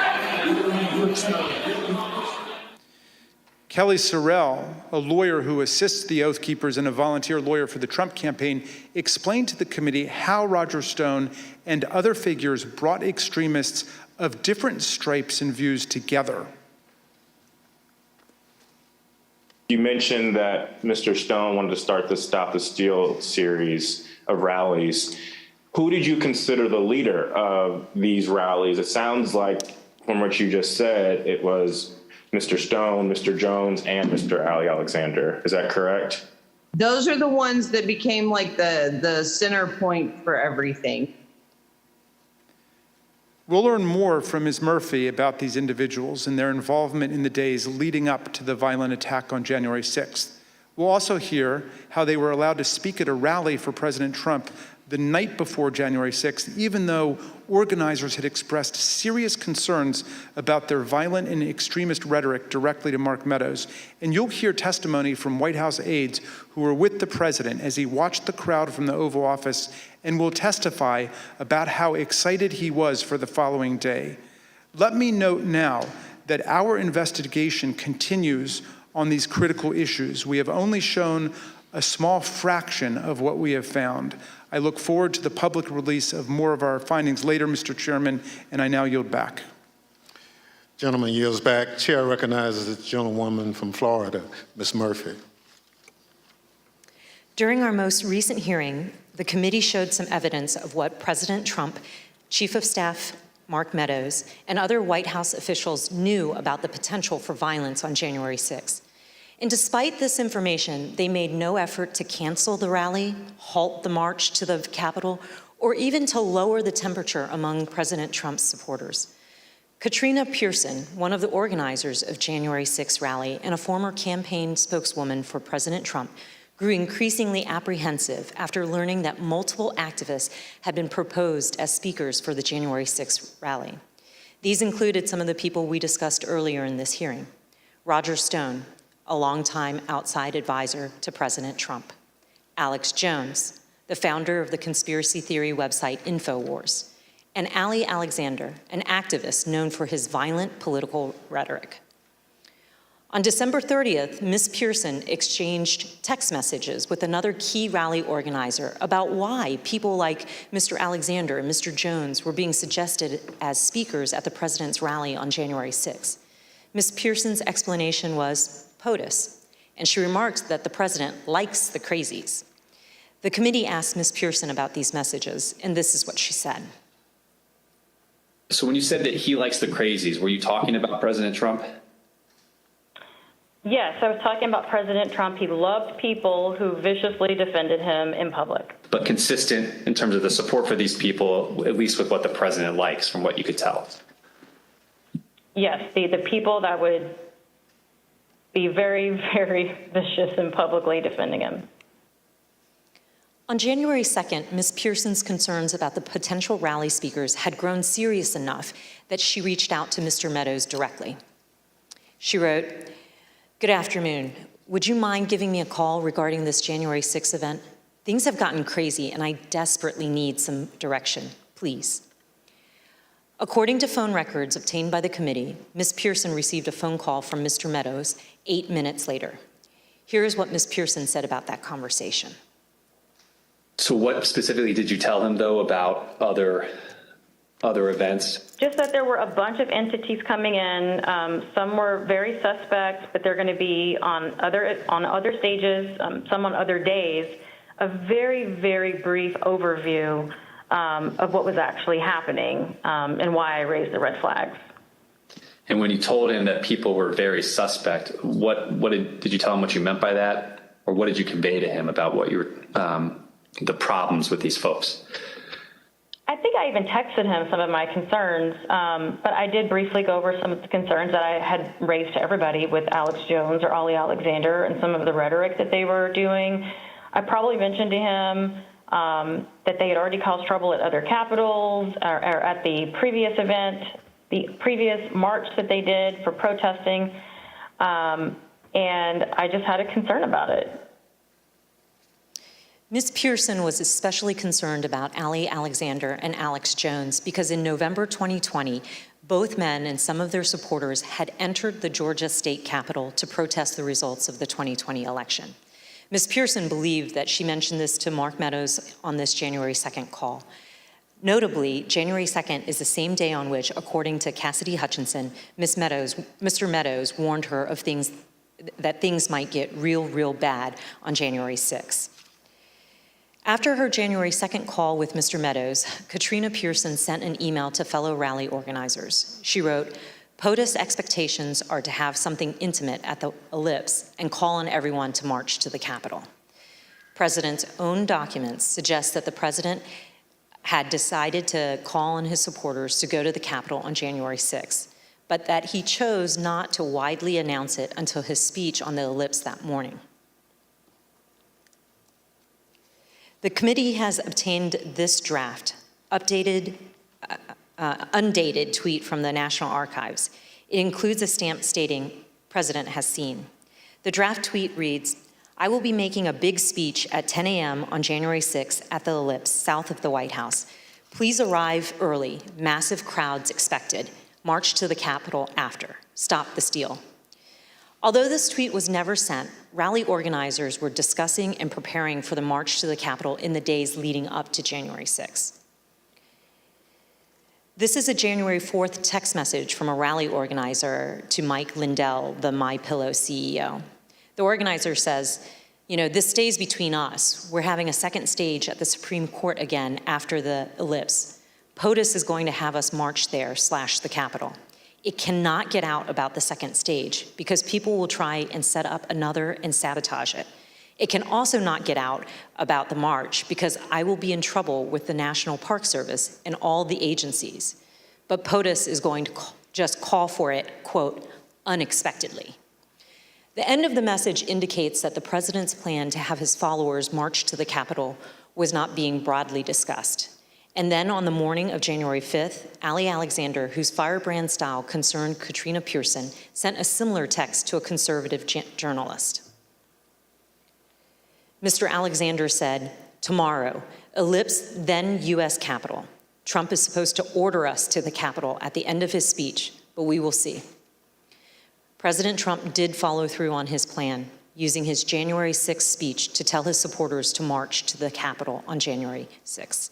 The evidence confirms that this was not a spontaneous call to action, but rather was a deliberate strategy decided upon in advance by the president. Another part of the president's strategy involves certain members of Congress who amplified his unsupported assertions that the election had been stolen. In the weeks after the election, the White House coordinated closely with President Trump's allies in Congress to disseminate his false claims and to encourage members of the public to fight the outcome on January 6th. We know that the president met with various members to discuss January 6th well before the joint session.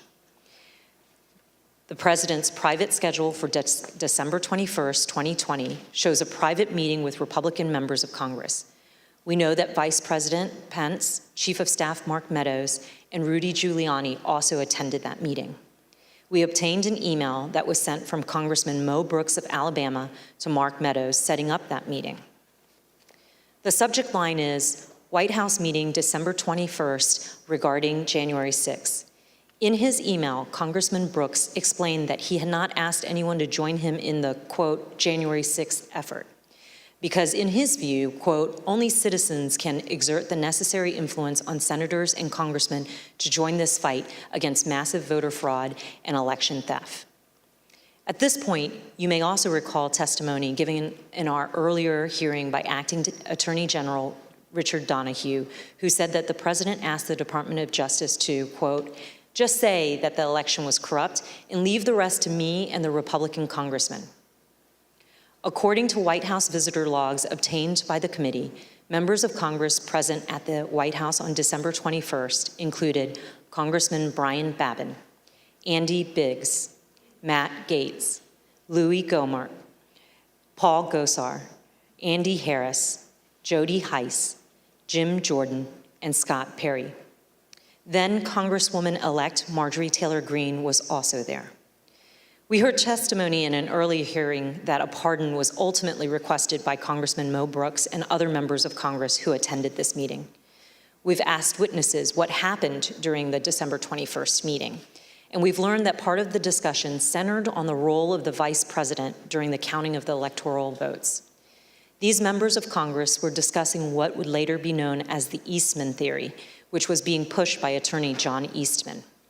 In one of our earlier hearings, you heard in great detail that President Trump was trying to convince Vice President Pence to do something illegal. His White House counsel confirmed all of that in testimony last week. Your view, Mr. Cipollone, upon those discussions with Mr. Philbin, with Greg Jacob, what was your assessment as to what the Vice President could or could not do at the joint session? What was my assessment about what he could or couldn't do? Yes, your view of the issue. My view was that the vice president didn't have the legal authority to do anything except what he did. They've both told us, Mr. Philbin and Mr. Jacob, that they looked very closely at the Eastman memos, the Eastman theory, and thought that it had no basis, that it was not a strategy that the president should pursue. It sounds like that's consistent with your impression as well. My impression would have been informed certainly by them. Campaign senior advisor Jason Miller told us that Mr. Cipollone thought John Eastman's theories were nutty, something Mr. Cipollone wouldn't refute. We received testimony from various people about this. One was Jason Miller, who was a campaign, said that the way it was communicated to me was that Pat Cipollone thought the idea was nutty, and at one point confronted Eastman basically with the same sentiment. I don't have any reason to contradict what he said. On January 4th, John Eastman went to the White House to meet with the president and vice president. Mr. Cipollone tried to participate in this meeting, but he was apparently turned away. You didn't go to the meeting in the Oval Office where Eastman met with the president and with the vice president. Do you remember why you didn't personally attend? I did walk to that meeting, and I did go into the Oval Office with the idea of attending that meeting, and then I ultimately did not attend that meeting. Why not? The reasons for that are privilege. Okay. Were you asked to not attend the meeting, or did you make a personal decision not to attend the meeting? Again, without getting into privilege. Recall that Greg Jacob, the vice president's counsel, stated that Mr. Eastman acknowledged he would lose 9-0 if his legal theory were challenged in the Supreme Court. Mr. Cipollone had reviewed Mr. Eastman's legal theory and expressed his view repeatedly that the vice president was right. He even offered to take the blame for the vice president's position. I thought that the vice president did not have the authority to do what was being suggested under a proper reading of the law. I conveyed that. Okay. I think I actually told somebody that, in the vice president's, just blame me. I'm not a politician. I just said, I'm a lawyer. This is my legal opinion. But let me tell you this. Can I say a word about the vice president? Please. I think the vice president did the right thing. I think he did the courageous thing. I have a great deal of respect for Vice President Pence. I worked with him very closely. I think he understood my opinion. I think he understood my opinion afterwards as well. I think he did a great service to this country. And I think I suggested to somebody that he should be given the Presidential Medal of Freedom for his actions. Earlier this year, a federal district court judge concluded that President Trump and Mr. Eastman, relying on Mr. Eastman's theory, more likely than not violated multiple federal criminal laws in their pressure campaign against the vice president. Also recall earlier in this hearing, we saw that Rudy Giuliani's team did not have actual evidence of fraud sufficient to change the result of the election. That's important because as January 6th approached, the Republican members of the House and Senate were looking for reason to object to the electors, and no real evidence was ever given to them.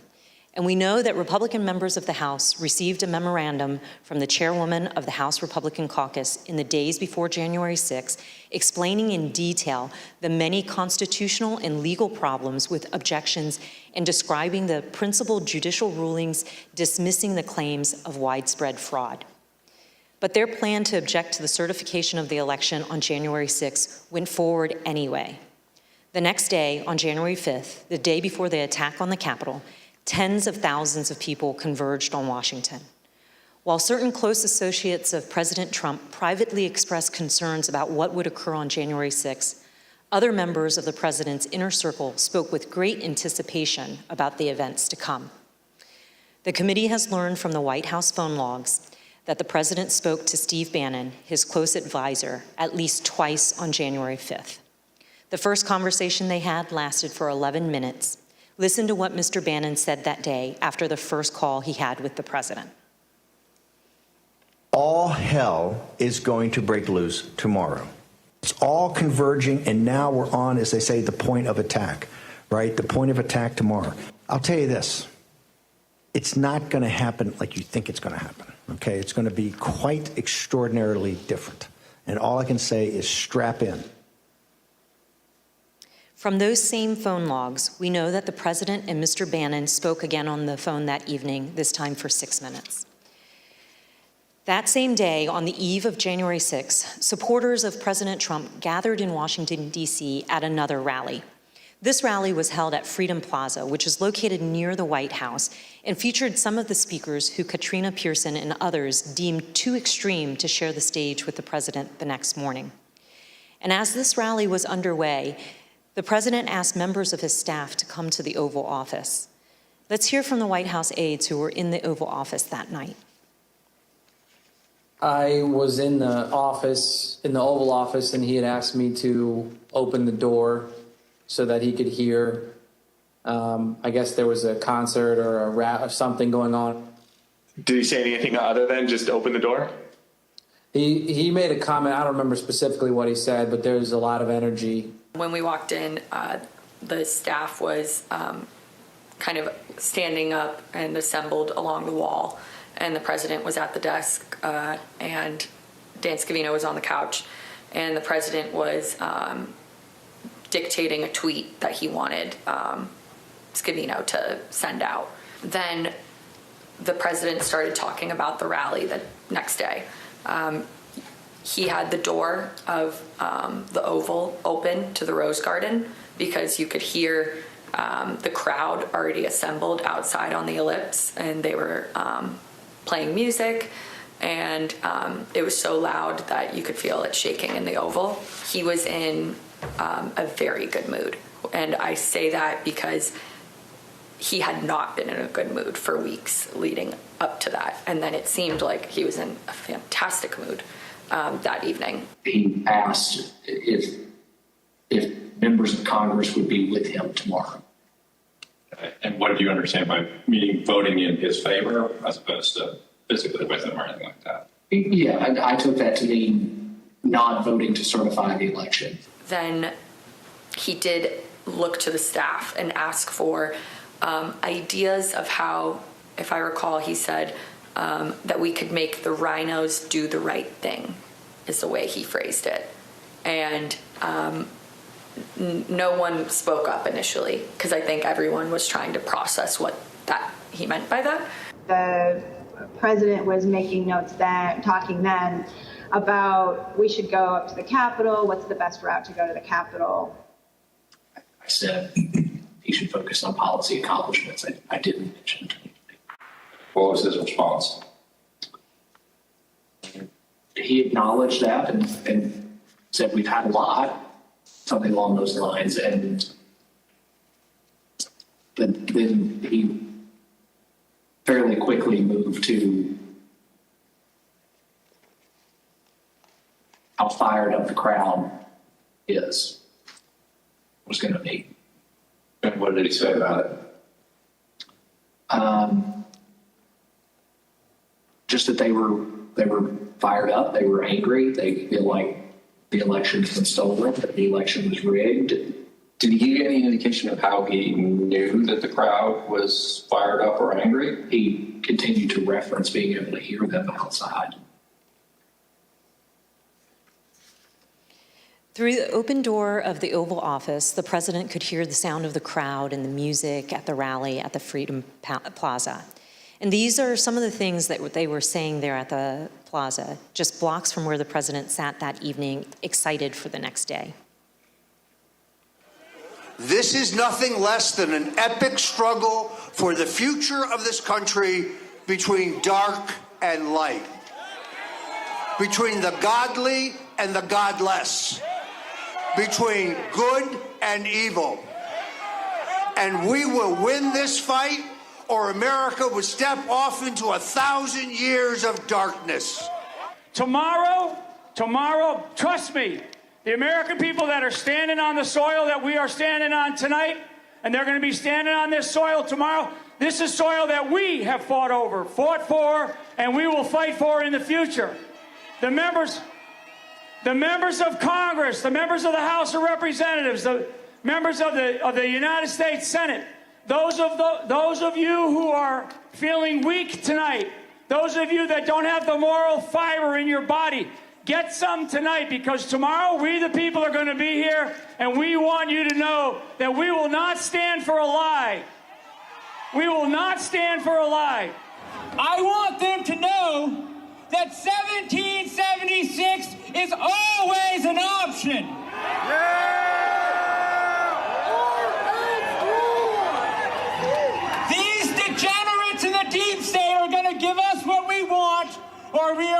shut this country down. It's 1776, 1776, 1776, 1776. At 5:05 p.m., as the Freedom Plaza rally was underway just blocks away, President Trump tweeted, "Washington is being inundated with people who don't want to see an election victory stolen by emboldened radical left Democrats. Our country has had enough. They won't take it anymore." To the crowds gathering in D.C., he added, "We hear you and love you from the Oval Office." The committee has learned that on January 5th, there were serious concerns at Twitter about the anticipated violence the next day. Listen to what the Twitter witness told us about their desperate efforts to get Twitter to do something. What was your gut feeling on the night of January 5th? I believe I sent a Slack message to someone that said something along the lines of, when people are shooting each other tomorrow, I will try and rest in the knowledge that we tried. And so I went to, I don't know that I slept that night, to be honest with you. I was on pins and needles because, again, for months I had been begging and anticipating and attempting to raise the reality that if we made no intervention into what I saw occurring, people were going to die. And on January 5th, I realized no intervention was coming. And even as hard as I had tried to create one or implement one, there was nothing, and we were at the whims and the mercy of a violent crowd that was locked and loaded. And just for the record, this was content that was echoing statements by the former president, but also Proud Boys and other known violent extremist groups? Yeah. There were also concerns among members of Congress. We have a recently released recording of a conversation that took place among Republican members in the U.S. Capitol on the eve of January 6th. This is Republican Congresswoman Debbie Lesko from Arizona, who led some of the unfounded objections to the election results. I also asked leadership to come up with a safety plan for members. I'm actually very concerned about this because we have who knows how many hundreds of thousands of people coming here. We have Antifa. We also have, quite honestly, Trump supporters who actually believe that we are going to overturn the election. And when that doesn't happen, most likely will not happen, they are going to go nuts. That same evening, as President Trump listened to the rally from the Oval Office, he was also working on his speech to be delivered the next day. And based on documents we've received from the National Archives, including multiple drafts of the president's speech, as well as from witness testimony, we understand how that speech devolved into a call to action and a call to fight. One of the first edits President Trump made to his speech was to incorporate his 5:05 p.m. tweet, revising his speech to say, "All of us are here today, do not want to see our election victory stolen by emboldened radical left Democrats. Our country has had enough. We will not take it anymore." He also added, "Together, we will stop the steal." President Trump's edits continued into the morning of January 6th. And as you can see from the president's daily diary here, the president spoke to his chief speechwriter, Stephen Miller, for over 25 minutes that morning. Following his call with Mr. Miller, President Trump inserted for the first time a line in his speech that said, quote, "And we will see whether Mike Pence enters history as a truly great and courageous leader. All he has to do is refer the illegally submitted electoral votes back to the states that were given false and fraudulent information where they want to recertify." No prior version of this speech had referenced Vice President Pence or his role during the joint session on January 6th. These last-minute edits by President Trump to his speech were part of the president's pressure campaign against his own vice president. But not everyone wanted these lines regarding the vice president included in the president's speech, including White House lawyer Eric Hirschman. Did you ever speak to anybody in the White House at the time about this disagreement between the president and the vice president, other than the president, based on the objection from your counsel?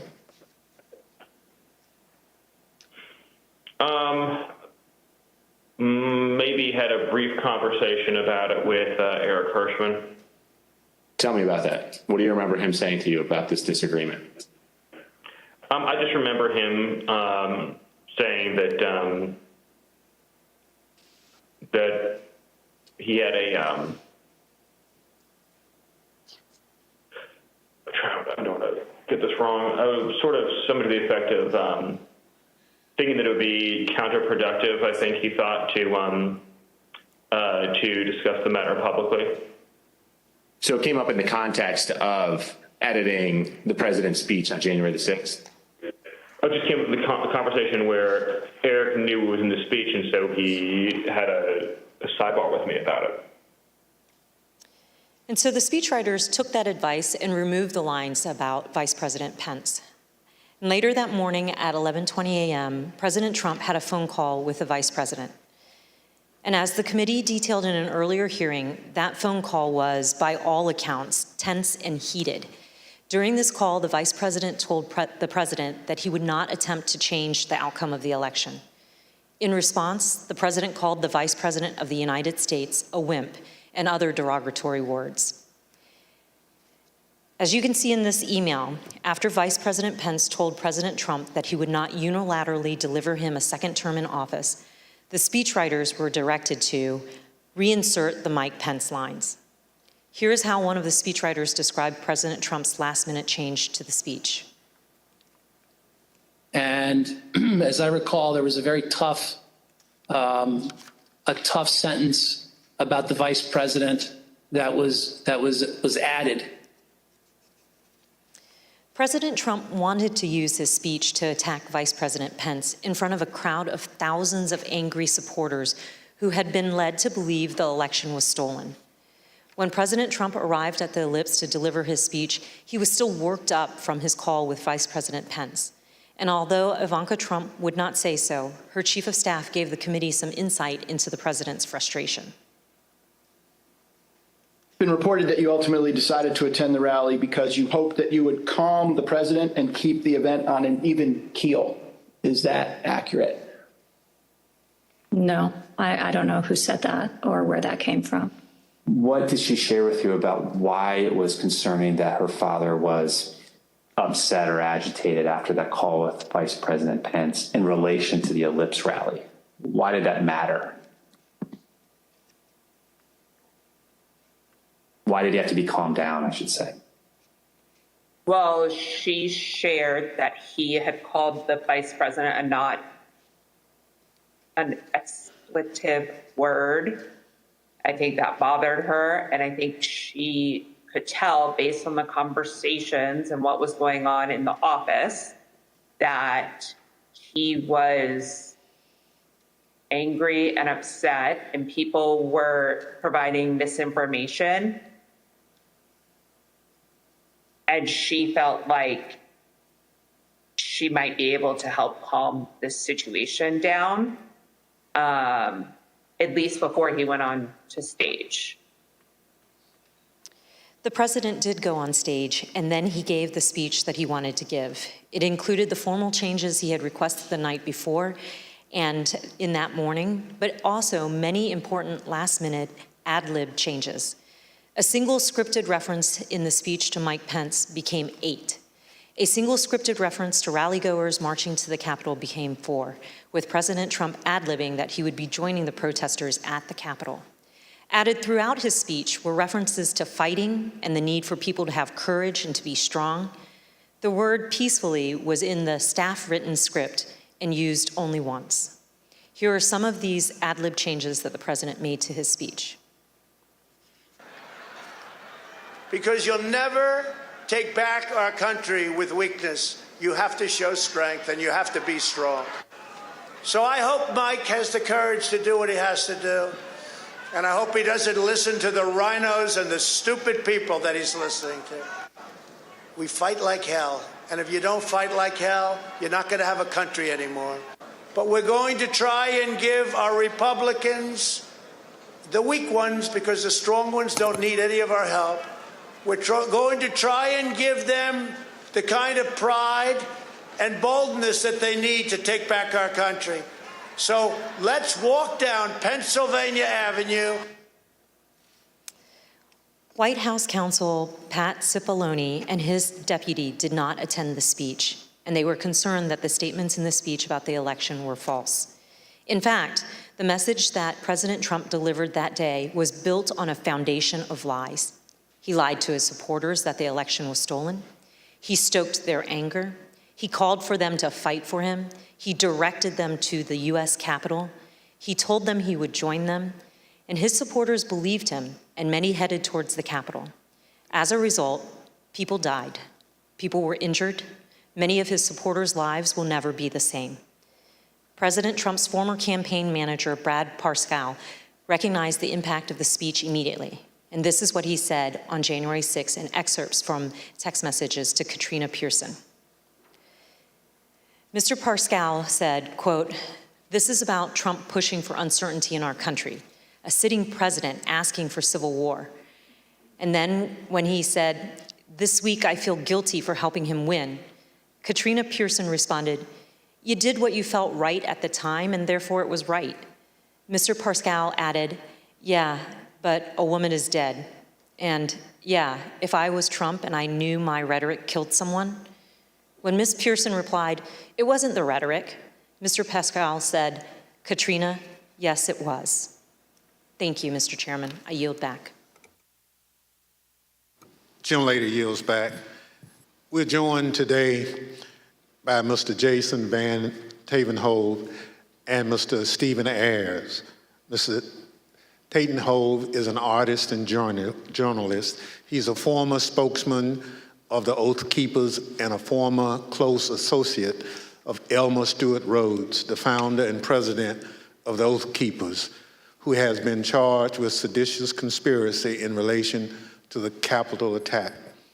Mr. Van Tatenhove broke with the Oath Keepers and has since spoken out forcefully against the violent group.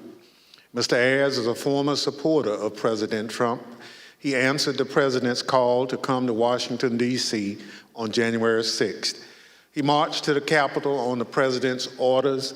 He pleaded guilty last month to disorderly and disruptive conduct at the Capitol. Mr. Ayres, who no longer supports President Trump, came forward voluntarily to share his story as a warning. I will now swear in our witnesses. The witnesses will please stand and raise their right hand. Do you swear or affirm under penalty of perjury that the testimony you're about to give is the truth, the whole truth, and nothing but the truth, so help you God? Thank you. You may be seated. Let the record reflect that the witnesses answered in the affirmative. I recognize myself for questions. Today, we've discussed how President Trump summoned an angry mob of supporters to Washington, D.C., many of whom came prepared to do battle against police and politicians alike. We're fortunate enough to be joined by two witnesses who can help us understand who was in the mob that day. Both hardcore violent extremists like the Oath Keepers and Proud Boys and average Trump supporters swept up in the fervor of the day. Mr. Van Tatenhove, can you help us understand who the Oath Keepers are? I can, thank you. My time with the Oath Keepers began back at Bundy Ranch with that first standoff when I went to cover them as an independent journalist.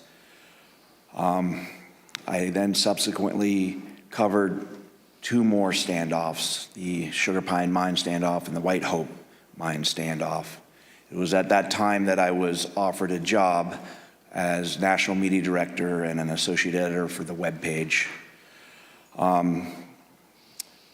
So I spent a few years with the Oath Keepers, and I can tell you that they may not like to call themselves a militia, but they are. They're a violent militia, and they are largely Stuart Rhodes.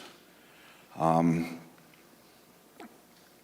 I think, rather than try to use words, I think the best illustration for what the Oath Keepers are happened January 6th, when we saw that stacked military formation going up the stairs of our Capitol. I saw radicalization that started with my beginning of my time with them and continued over a period of time as the member base and who it was that Stuart Rhodes was courting drifted further and further right into the alt-right world, into white nationalists, and even straight up racists. And it came to a point where I could no longer continue to work for them.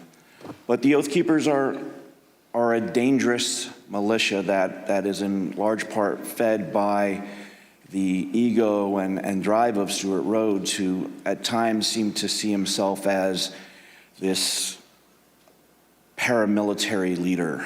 I think that drove a lot of it.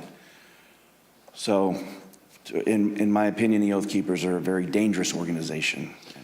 Well, thank you very much. You talked a little bit about that danger. So, what is the Oath Keepers' vision for America, and why should Americans be concerned about it? I think we saw a glimpse of what the vision of the Oath Keepers is on January 6th. It doesn't necessarily include the rule of law. It doesn't necessarily include, it includes violence. It includes trying to get their way through lies, through deceit, through intimidation, and through the perpetration of violence. The swaying of people who may not know better through lies and rhetoric and propaganda that can get swept up in these moments. And I'll admit I was swept up at one point as well too. But I don't know if that answers the question. Well, it does, and you talk about being swept up. So at what point did you break with the Oath Keepers? There came a point, there were many red flags, and I probably should have broke with them much earlier than I did. But the straw that broke the camel's back really came when I walked into a grocery store. We were living up in the very remote town of Eureka, Montana, and there was a group of core members of the group of the Oath Keepers and some associates, and they were having a conversation at that public area where they were talking about how the Holocaust was not real. And that was, for me, something I just could not abide. And, you know, we were not wealthy people at all. We were barely surviving, and it didn't matter. I went home to my wife and my kids, and I told them that I've got to walk away at this point. I don't know how we're going to survive or where we're going to go or what we're going to do, but I just can no longer continue, and put in my resignation. Thank you very much. Mr. Ayres, there were many people in the crowd that day, January 6th, including you, who were not part of an extremist group. I'd like to start by having you tell the American people a little bit about yourself. Can you tell us about your life before January 6th? Yeah, basically nothing but a family man and a working man. Worked at the company, a cabinet company up in Northeast Ohio for going on 20 years. You know, family's my life. I was a supervisor there, so that took up a lot of my other, a lot of my free time. Other than that, with my family, camping, playing basketball, playing games with my son. Just what any ordinary American citizen, family man would do. Yep, exactly. So this committee has reviewed thousands of hours of surveillance footage from January 6th. During this review, we identified you entering the Capitol as we see in this video. Mr. Ayres, why did you decide to come to Washington on January 6th? For me personally, I was, pretty hardcore into the social media, Facebook, Twitter, Instagram. I followed, President Trump, on all of the websites, he basically put out, come to Stop the Steal rally, and I felt like I needed to be down here. So you basically learned about the rally on social media and at some point made a decision to come to Washington. Yep. I had some friends I found out were coming down, and I just hopped on with them right at the tail end when I found out and came down here with them. Thank you very much. The chair recognizes the vice chair, Ms. Cheney of Wyoming, for any questions she may have. Thank you very much, Mr. Chairman. Mr. Ayres, when you entered the Capitol last year, did you believe that the election had been stolen? At that time, yeah. Everything that I was seeing online, I definitely believed that that's exactly what that was the case. And when you heard from President Trump that the election was stolen, how did that make you feel? Oh, I was very upset, as were most of his supporters. That's basically what got me to come down here. And do you still believe the election was stolen? Not so much now. I got away from all the social media when January 6th happened. Basically deleted it all. I started doing my own research and everything, and for me, for something like that to be that, for that to actually take place, it's too big. There's no way you can keep something like that quiet, as big as something like that. With all the lawsuits being shot down one after another, that was mainly what convinced me. Well, and I think that's very important. And we've also talked about today and in previous hearings the extent to which the president himself was told that the election hadn't been stolen by his Justice Department, by his White House counsel, by his campaign. Would it have made a difference to you to know that President Trump himself had no evidence of widespread fraud? Oh, definitely. Who knows? I may not have come down here then. Thank you very much, Mr. Chairman. I yield back. Gentlelady yields back. Chair recognizes the gentlewoman from Florida, Ms. Murphy. Thank you, Mr. Chairman. Earlier today, we showed how Donald Trump's December 19th tweet summoned both extremist groups as well as rank-and-file supporters of President Trump to come to Washington, D.C., average Americans. He told them to, quote, be there, we'll be wild, and they came. We showed how how President Trump repeatedly told them, fight, fight, fight, and they marched to the Capitol. Mr. Ayres, you were in that crowd at the rally and then the crowd that marched to the Capitol. When you arrived on the ellipse that morning, were you planning on going to the Capitol? No, we didn't actually plan to go down there. We went basically to see the Stop the Steal rally, and that was it. So why did you decide to march to the Capitol? Well, basically, the president, got everybody riled up, told everybody to head on down. So we basically were just following what he said. After the president's speech, as you're marching down to the Capitol, how did you feel?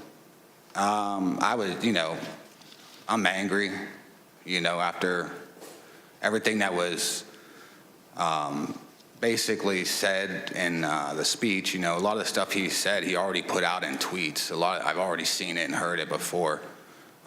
So, I was already worked up, and so were most of the people there. So as you started marching, did you think there was still a chance the election would be overturned?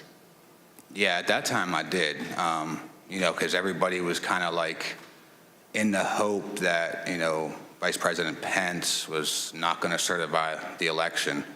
Also the whole time on our way down there, we kept hearing about this big reveal I remember us talking about, and we kind of thought maybe that was it. So that hope was there. Did you think that the president would be marching with you? Yeah, I think everybody thought he was going to be coming down. He said in his speech, kind of like he's going to be there with us. So, I think I believed it. Yeah, I understand. We know that you illegally entered the Capitol that afternoon and then left the Capitol area later on. What made you decide to leave? Basically, when President Trump put his tweet out, we literally left right after that come out. To me, if he would have done that earlier in the day, 1:30, we wouldn't be in this. Maybe we wouldn't be in this bad of a situation or something. Thank you. Mr. Chairman, I yield back. Chair recognizes the gentleman from Maryland, Mr. Raskin. Thank you, Mr. Chairman.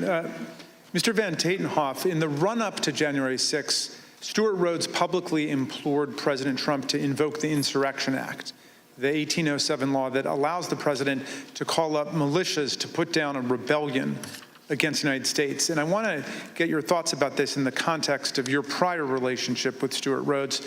I understand that you had conversations with Rhodes about the Insurrection Act. Why was he so fixated on that? And what did he think it would enable the Oath Keepers to do? Well, I think it gave him a sense of legitimacy, that it was a path forward to move forward with his goals and agendas. I think we need to quit mincing words and just talk about truths. And what it was going to be was an armed revolution. People died that day. Law enforcement officers died this day. There was a gallows set up in front of the Capitol. This could have been the spark that started a new civil war, and no one would have won there. That would have been good for no one. He was always looking for ways to legitimize what he was doing, whether by wrapping it in the trappings of it's not a militia, it's a community preparedness team. We're not a militia, we're an educational outreach group. It's a veteran support group. But again, we've got to stop with this dishonesty and the mincing of words and just call things for what they are. He's a militia leader. He had these grand visions of being a paramilitary leader, and the Insurrection Act would have given him a path forward with that. The fact that the president was communicating, whether directly or indirectly, messaging, that gave him the nod. And all I can do is thank the gods that things did not go any worse that day. What did the Oath Keepers see in President Trump? They saw a path forward that would have legitimacy. They saw opportunity, I think, in my opinion, to become a paramilitary force, Last week, the Department of Justice indicated that it has evidence of the Oath Keepers bringing not just firearms, but explosives to Washington ahead of January 6th. And the committee's also learned that Stuart Rhodes stopped to buy weapons on his way to Washington and shipped roughly $7,000 worth of tactical gear to a January 6th rally planner in Virginia before the attack. Did you ever hear Rhodes discuss committing violence against elected political leaders? Yeah, that went back from the very beginning of my tenure. One of the first assignments that he brought to me, wanting me to do as more of a graphic artist function, was to create a deck of cards. You may remember back to the conflict in the Middle East, where our own military created a deck of cards, which was a who's who of kind of the key players on the other side that they wanted to take out. And Stuart was very intrigued by that notion and influenced by it, I think. And he wanted me to create a deck of cards that would include different politicians, judges, including up to Hillary Clinton as the Queen of Hearts. This is a project that I refused to do.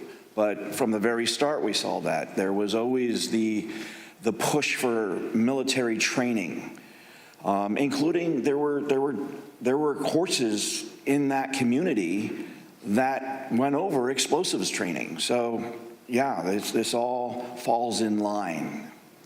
Mr. Van Tatenhove, you say in your very thoughtful written testimony that we received today that you fear what the next election cycle will bring.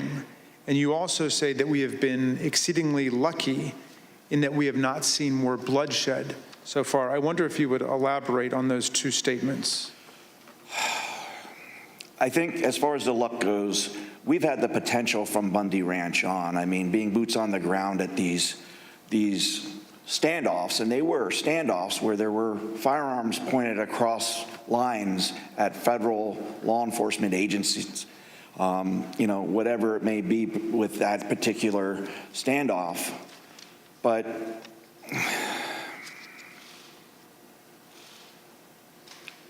I think we've gotten exceedingly lucky that more bloodshed did not happen because the potential has been there from the start.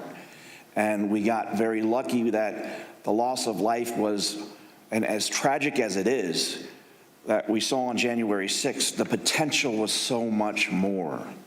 Again, all we have to look at is the iconic images of that day with the gallows set up for Mike Pence, for the Vice President of the United States. And I do fear for this next election cycle because who knows what that might bring. If a president that's willing to try to instill and encourage to whip up a civil war amongst his followers using lies and deceit and snake oil, and regardless of the human impact, what else is he going to do if he gets elected again? All bets are off at that point. And that's a scary notion. I have 3 daughters. I have a granddaughter. And I fear for the world that they will inherit if we do not start holding these people to account. Thank you for your testimony, Mr. Van Tatenhove. Mr. Ayres, I first want to ask you about what finally caused you to leave on January the 6th. We know that the medieval-style combat with our police, the occupation of the building, this was going on for several hours until the president issued at 4:17 a tweet, I believe, that included a video telling people to go home. Did you see that, and did that have any effect on what you were doing? Well, when we were there, as soon as that come out, everybody started talking about it, and it seemed like it started to disperse, some of the crowd. Obviously, once we got back to the hotel room, we seen that it was still going on, but it definitely dispersed a lot of the crowd. And did you leave at that point? Yeah, we did. Yeah, we left. So, in other words, that was the key moment when you decided to leave, when President Trump told people to go home. Yeah, we left right when that come out. You were not a member of an organized group like the Oath Keepers or the Proud Boys, as most of the crowd wasn't. I wonder, on January 6th, was it your view that these far-right groups like the Oath Keepers and Proud Boys and 3%ers and others were on your side? Did you have any reservations about marching with them and rallying with them? Well, I definitely didn't have a problem. I was probably following them online myself. I thought, hey, they're on our team, good. That's how I kind of looked at it at the time. I didn't have a problem with it. I thought it was a good thing. I'm interested in hearing about what's happened to you since the events of January 6th. You told the vice chair that you no longer believe Trump's big lie about the election, but that's what brought you originally to Washington. Looking back on it now, how do you reflect on the role that you played in the crowd that day and what is going on in your life? Basically, you know, I lost my job. Since this all happened, you know, pretty much sold my house.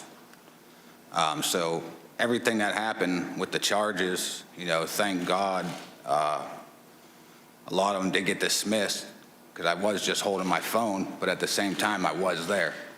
So I mean, it definitely, it changed my life, you know, and not for the good, definitely not for the, you know, for the better. Yeah, I mean, well, all I could say. President Trump is still promoting the big lie about the election. How does that make you feel? It makes me mad because I was hanging on every word he was saying. Everything he was putting out, I was following it. I mean, if I was doing it, hundreds of thousands or millions of other people are doing it, or maybe even still doing it. It's like he just said about that. You know, you got people still following and doing that. Who knows what the next election could come out? You know, could end up being down the same path we are right now. I mean, just don't know. Mr. Ayres, I see that your wife has joined you today, and welcome to Washington. We know this has been very difficult on you both and your family. What lessons, finally, do you want the American people to learn from the way you and your family have suffered as a result of these events?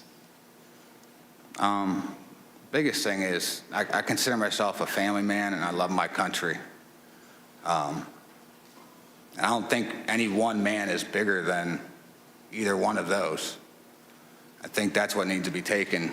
You know, people dive into the politics, and for me, I felt like I had, you know, like horse blinders on. I was locked in the whole time. Biggest thing for me is take the blinders off, make sure you step back and see what's going on before it's too late. Well, I want to thank you for your testimony and for appearing, both of you, today. And Mr. Chairman, I yield back to you. Gentleman yields back. I want to thank our witnesses for joining us today. The members of the Select Committee may have additional questions for today's witnesses, and we ask that you respond expeditiously in writing to those questions. Without objections, members will be permitted 10 business days to submit statements for the record, including opening remarks and additional questions for the witnesses. Without objection, the chair recognizes the gentleman from Maryland, Mr. Raskin, for a closing statement. And thank you, Mr. Chairman. When Donald Trump sent out his tweet, he became the first president ever to call for a crowd to descend on the capital city to block the constitutional transfer of power. He set off an explosive chain reaction among his followers, but no one mobilized more quickly than the dangerous extremists that we've looked at today. Seizing upon his invitation to fight, they assembled their followers for an insurrectionary showdown against Congress and the vice president. On January 6th, Trump knew the crowd was angry. He knew the crowd was armed. He sent them to the Capitol anyway. You might imagine that our founders would have been shocked to learn that an American president would one day come to embrace and excuse political violence against our own institutions, or knowingly send an armed mob to attack the Capitol to usurp the will of the people. But you know, Mr. Chairman, the founders were pretty wise about certain things, and at the start of the Republic, they actually warned everyone about Donald Trump. Not by name, of course, but in the course of advising about the certain prospect that ambitious politicians would try to mobilize violent mobs to tear down our own institutions in service of their insatiable ambitions. In the very first Federalist paper, Alexander Hamilton observed that history teaches that opportunistic politicians who desire to rule at all costs will begin first as demagogues, pandering to the angry and malignant passions of the crowd, but then end up as tyrants, trampling the freedoms and the rights of the people. A violent insurrection to overturn an election is not an abstract thing, as we've heard. Hundreds of people were bloodied, injured, and wounded in the process, including more than 150 police officers, some of them sitting in this room today. I want to give you an update on one officer who was badly wounded in the attack and is well known to the members of this committee because he testified before us last year. Sergeant Aquilino Gunnell is an Army veteran who spent a year on active combat duty in the Iraq War and then 16 years on the Capitol Force. Nothing he ever saw in combat in Iraq, he has said, prepared him for the insurrection, where he was savagely beaten, punched, pushed, kicked, shoved, stomped, and sprayed with chemical irritants, along with other officers, by members of a mob carrying hammers, knives, batons, and police shields taken by force, and wielding the American flag against police officers as a dangerous weapon. Last month, on June 28th, Sergeant Gunnell's team of doctors told him that permanent injuries he has suffered to his left shoulder and right foot now make it impossible for him to continue as a police officer. He must leave policing for good and figure out the rest of his life. Sergeant Gunnell, we wish you and your family all the best. We are here for you. We salute you for your valor, your eloquence, and your beautiful commitment to America. I wonder what former President Trump would say to someone like Sergeant Gunnell, who must now go about remaking his life. I wonder if he could even understand what motivates a patriot like Sergeant Gunnell. In his inaugural address, Trump introduced one commanding image: American carnage. Although that turn of phrase explained little about our country before he took office, it turned out to be an excellent prophecy of what his rage would come to visit on our people. Mr. Ayres just described how the trust he placed in President Trump as a camp follower derailed his life and nearly wrecked his reputation and his family. A few weeks ago, we heard Shaye Moss and her mother, Ruby Freeman, Speaker Rusty Bowers from Arizona, and Georgia's Secretary of State Brad Raffensperger describe how hate-filled intimidation campaigns by Trump and his followers made them prisoners in their homes and drove their stress and anxiety to soaring new heights when they refused to do Trump's bidding. American carnage, that's Donald Trump's true legacy. His desire to overthrow the people's election and seize the presidency interrupted the counting of electoral college votes for the first time in American history, nearly toppled the constitutional order, and brutalized hundreds and hundreds of people. The Watergate break-in was like a Cub Scout meeting compared to this assault on our people and our institutions. Mr. Chairman, these hearings have been significant for us and for millions of Americans, and our hearing next week will be a profound moment of reckoning for America. But the crucial thing is the next step. What this committee, what all of us will do to fortify our democracy against coups, political violence, and campaigns to steal elections away from the people.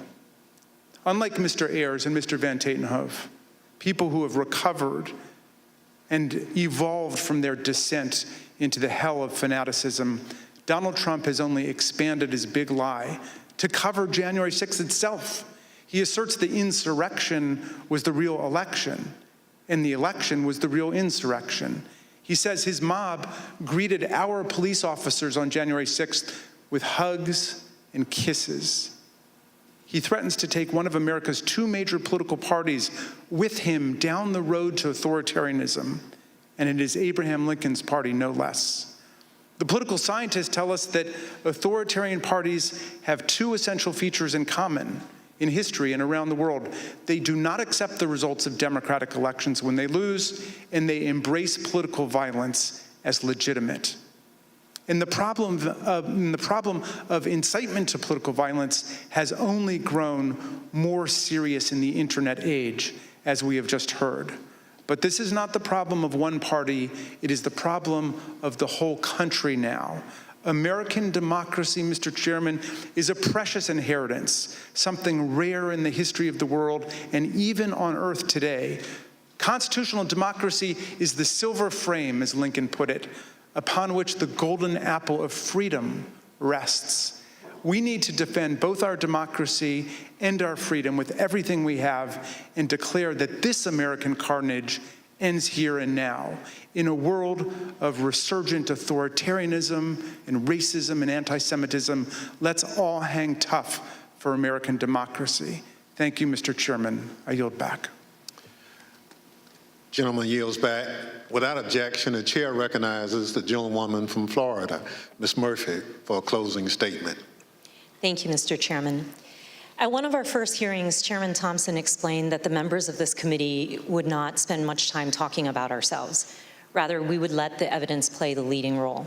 And the chairman was right, because this isn't about promoting ourselves as individuals, it's about protecting the country we love. And it's about preserving what actually makes America great: the rule of law, free and fair elections, and the peaceful transfer of power from one elected leader to the next. But if I may say a word about myself and why I'm proud to serve on this committee. I'm the only member of this committee who was not blessed to be born an American. I was born in Vietnam after the Vietnam War, and my family and I fled a communist government and were rescued by the U.S. Navy and were given sanctuary in America. My patriotism is rooted in my gratitude for America's grace and generosity. I love this country. On January 6th, 4 decades after my family fled a place where political power was seized through violence, I was in the United States Capitol, fleeing my fellow Americans. Members of the angry mob had been lied to by a president and the other powerful people who tried to convince them without evidence that the election had been stolen from them. Some of them then tried to use physical violence to overturn the outcome of a free and fair election. Our committee's overriding objective is to fight fiction with facts, to create a full account for the American people and for the historical record, to tell the truth of what happened and why it happened, to make recommendations so it never happens again, to defend our democracy. To me, there's nothing more patriotic than that. Thank you, Mr. Chairman. I yield back. Gentlelady yields back. Without objection, the chair recognizes the gentlewoman from Wyoming, Ms. Cheney, for a closing statement. Thank you very much, Mr. Chairman. Mr. Chairman, let me put what you have seen today in a broader context. At the very outset of our hearings, we described several elements of President Trump's multi-part plan to overturn the 2020 election. Our hearings have now covered all but one of those elements: an organized campaign to persuade millions of Americans of a falsehood that the 2020 election was stolen by widespread fraud, a corrupt effort to pressure Vice President Pence to refuse to count electoral votes, an effort to corrupt the U.S. Department of Justice, efforts to pressure state election officials and legislators to change state election results, a scheme to create and submit fake electoral slates from multiple states. And today, you saw how President Trump summoned a mob to Washington for January 6th, and then, knowing that that mob was armed, directed that mob to the United States Capitol. Every one of these elements of the planning for January 6th is an independently serious matter. They were all ultimately focused on overturning the election, and they all have one other thing in common. Donald Trump participated in each substantially and personally. He oversaw or directed the activity of those involved. Next week, we will return to January 6th itself. As we have shown in prior hearings, Donald Trump and his legal team, led by Rudy Giuliani, were working on January 6th to delay or halt Congress's counting of electoral votes. The mob attacking and invading the Capitol on that afternoon of January 6th was achieving that result. And for multiple hours, Donald Trump refused to intervene to stop it. He would not instruct the mob to leave or condemn the violence. He would not order them to evacuate the Capitol and disperse. The many pleas for help from Congress did no good. His staff insisted that President Trump call off the attack. He would not. Here are a few of the many things you will hear next week from Mr. Cipollone.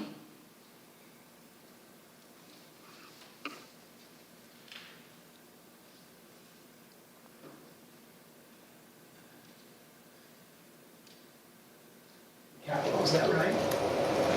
I was and others who were. Was it necessary for you to continue to push for a statement directing people to leave all the way through that period of time until it was ultimately issued after? I felt it was my obligation to continue to push for that, and others felt it was their obligation as well. Would it have been possible at any moment for the president to walk down to the podium in the briefing room and talk to the nation at any time between when you first gave him that advice at 2 o'clock and 4:17 when the video statement went out? Would that have been possible? Would it have been possible? Yes. Well, yes, it would have been possible. And you will hear that Donald Trump never picked up the phone that day to order his administration to help. This is not ambiguous. He did not call the military. His Secretary of Defense received no order. He did not call his Attorney General. He did not talk to the Department of Homeland Security. Mike Pence did all of those things. Donald Trump did not. We will walk through the events of January 6th next week, minute by minute. And one more item.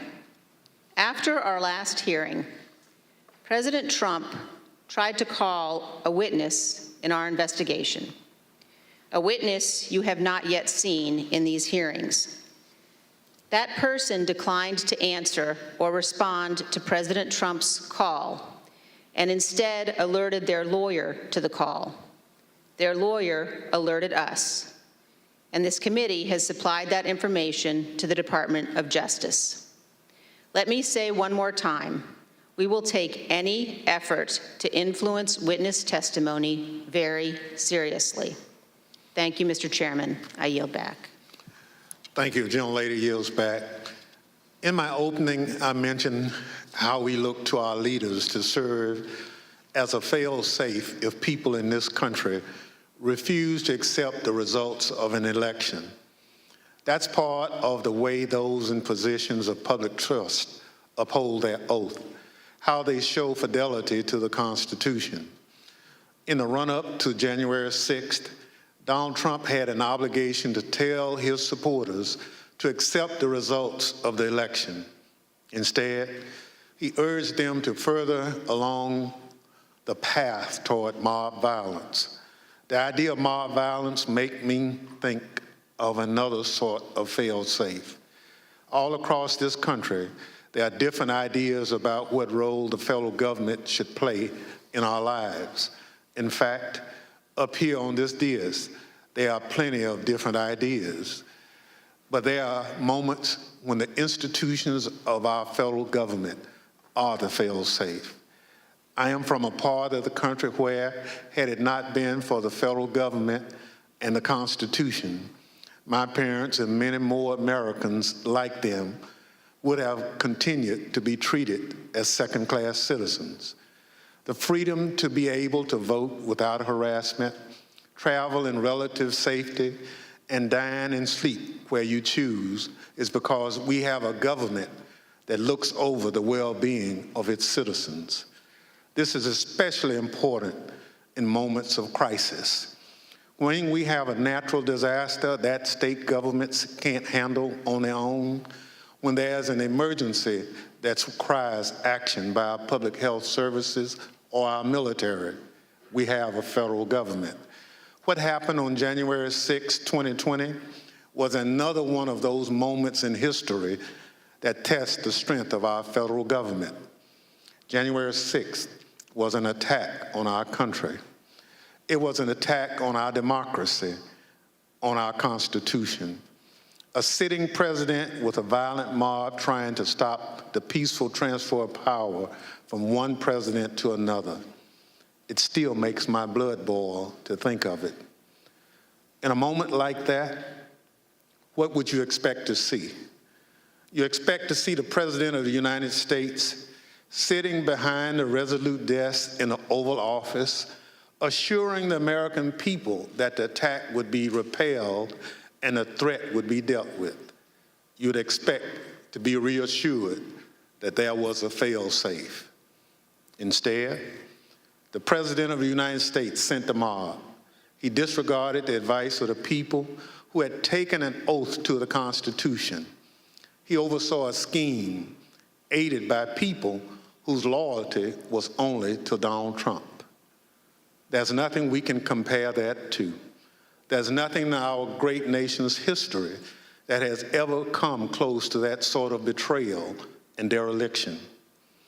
Thank goodness our system of government held in spite of a commander-in-chief who worked in opposition to what the Constitution designed. When this committee reconvenes, we'll tell the story of that supreme dereliction by the commander-in-chief, how close we came to a catastrophe for our democracy, and how we remain in serious danger. The chair requests those in the hearing room remain seated until the Capitol Police have escorted witnesses and members from the room. Without objection, the committee stands adjourned. More damning and explosive testimony today in the 7th hearing up on Capitol Hill of the January 6th committee. First, President Trump had planned this march to the Capitol, but he wanted it to look like a spontaneous decision. Once again, the investigators and committee members trying to make the case that this was orchestrated from the very beginning and that the president did nothing to stop the violence. I want to bring in Robert Costa first. Let's talk about some of the details we learned today. First, what happened on January 5th, the day before this assault on the Capitol? It reveals everything. What a moment. President Trump, sitting in the Oval Office, and testimony after testimony today, said he kept the door open, freezing cold weather in Washington, so he could hear the mob outside. He wanted to hear his people as he tried to stay in power. And you've reported about this second phone call, but he spoke that night on January 5th twice with Steve Bannon. Why is that significant? Because it shows Trump wasn't just idle in the Oval Office. He was calling into the Willard War Room. Giuliani, Bannon, and others convened there to try to plot what would happen the next day. John, what about what we learned today? The president tailoring the moment of chaos, adding little bits. We're learning more about, first of all, we learned a lot from the president's lawyer about that fevered meeting on the 18th of December where the fantasists were fighting in a rugby scrum with the lawyers. Then there's a line the committee drew to the president's last-minute tailoring of his speech to his crowd, adding in the references to Mike Pence, adding in incendiary language his lawyers had told him to take out, creating the conditions for mayhem. And then we heard about disillusionment from Stephen Ayres, who said he had his blinders on listening to the president. And then also his former campaign chairman, Brad Parscale, saying that the president was was asking for civil war. This is a line between the president's fantasy and the ears that were hearing it, and those ears were the ones who rioted on the 6th. And Jeff Pegues, the damage done, including the references by Congressman Raskin to Officer Gonil, a Capitol Hill police officer who now can no longer serve, a veteran of the Iraq War. Yeah, and that was really the only time that the officers were mentioned, but 5 officers, as a result of what happened on January 6th, lost their lives. They died. I was also struck by what Stephen Ayres said. He said he had his blinders on. In law enforcement, there's this term called radicalized, people who ingest so much social media and messages that they take action. That's basically what he was saying there. And that's a term I don't think we use enough in this case. Sort of intoxicated by the Trump message so much so that they were lost with reality. Exactly. When he said, when President Trump said, go, we went. When he said, leave, we left, right? But President Trump only said that after he was forced to. And that the threat is ongoing. Jason Van Tatenhove and Stephen Ayres both said this is ongoing. There are still people who are hearing these messages, and that means this threat is ongoing and alive in this very moment. So many details to talk about that we learned today. I want to bring in Nicole Killian, who is up on Capitol Hill for us. And Nicole, Liz Cheney, the congressman, always seems to end these hearings by dropping some new nuggets about what's going to happen next and revealing that a witness that we've not yet heard from received a personal call from the President of the United States, that witness did not take the call, but this phone call had been referred to the Department of Justice, raising the specter of obstruction of justice. Nicole? Yeah, that's right. And of course, we heard in a previous hearing the suggestion that there was some potential witness tampering involved. But to hear that the former president may have reached out to a witness directly is really quite stunning. Excellent point, and Nicole. And then let's just wrap this up, Robert. I mean, there's still more to come. I mean, what we're going to have on this next hearing, essentially, is the minute by minute of what Trump was doing and was not doing on January 6th. We knew he summoned the mob. We knew he mobilized. He lit the flame, as Liz Cheney has alleged in her comments.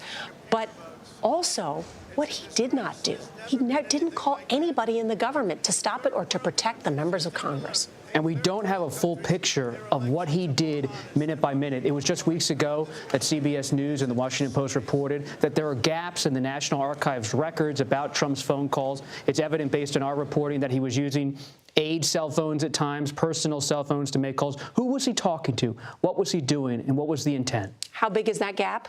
It's very long. It's hours long. And that tells us that the president, in terms of his record keeping, hasn't provided a full picture. Perhaps testimony can. Let's imagine for a minute that you weren't convinced that he lit the fuse. Once that fire was lit, though, he had an obligation. He was the fireman. He didn't answer the call. As Commander-in-Chief. To all of you, thank you for all your reporting, your knowledge, your expertise and analysis. Thank you so much. And our coverage will continue on CBS News Streaming, your local news, and tonight on the CBS Evening News. This has been a CBS News Special Report. I'm Norah O'Donnell, here in our nation's capital.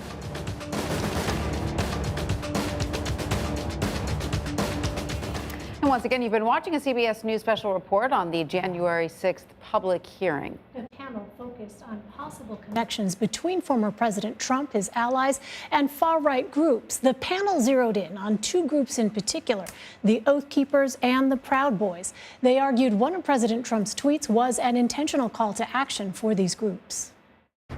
What would have been required of any American leader was to say, we did our best and we came up short. He went the opposite way. He seized on the anger he had already stoked among his most loyal supporters, and as they approached the line, he didn't wave them off, he urged them on. Let's bring in Zeke Miller, Sean Sullivan, Major Garrett for more on this. Zeke and Sean are CBS News political contributors. Major is a CBS News chief Washington correspondent. Thanks to all of you for joining us and being with us.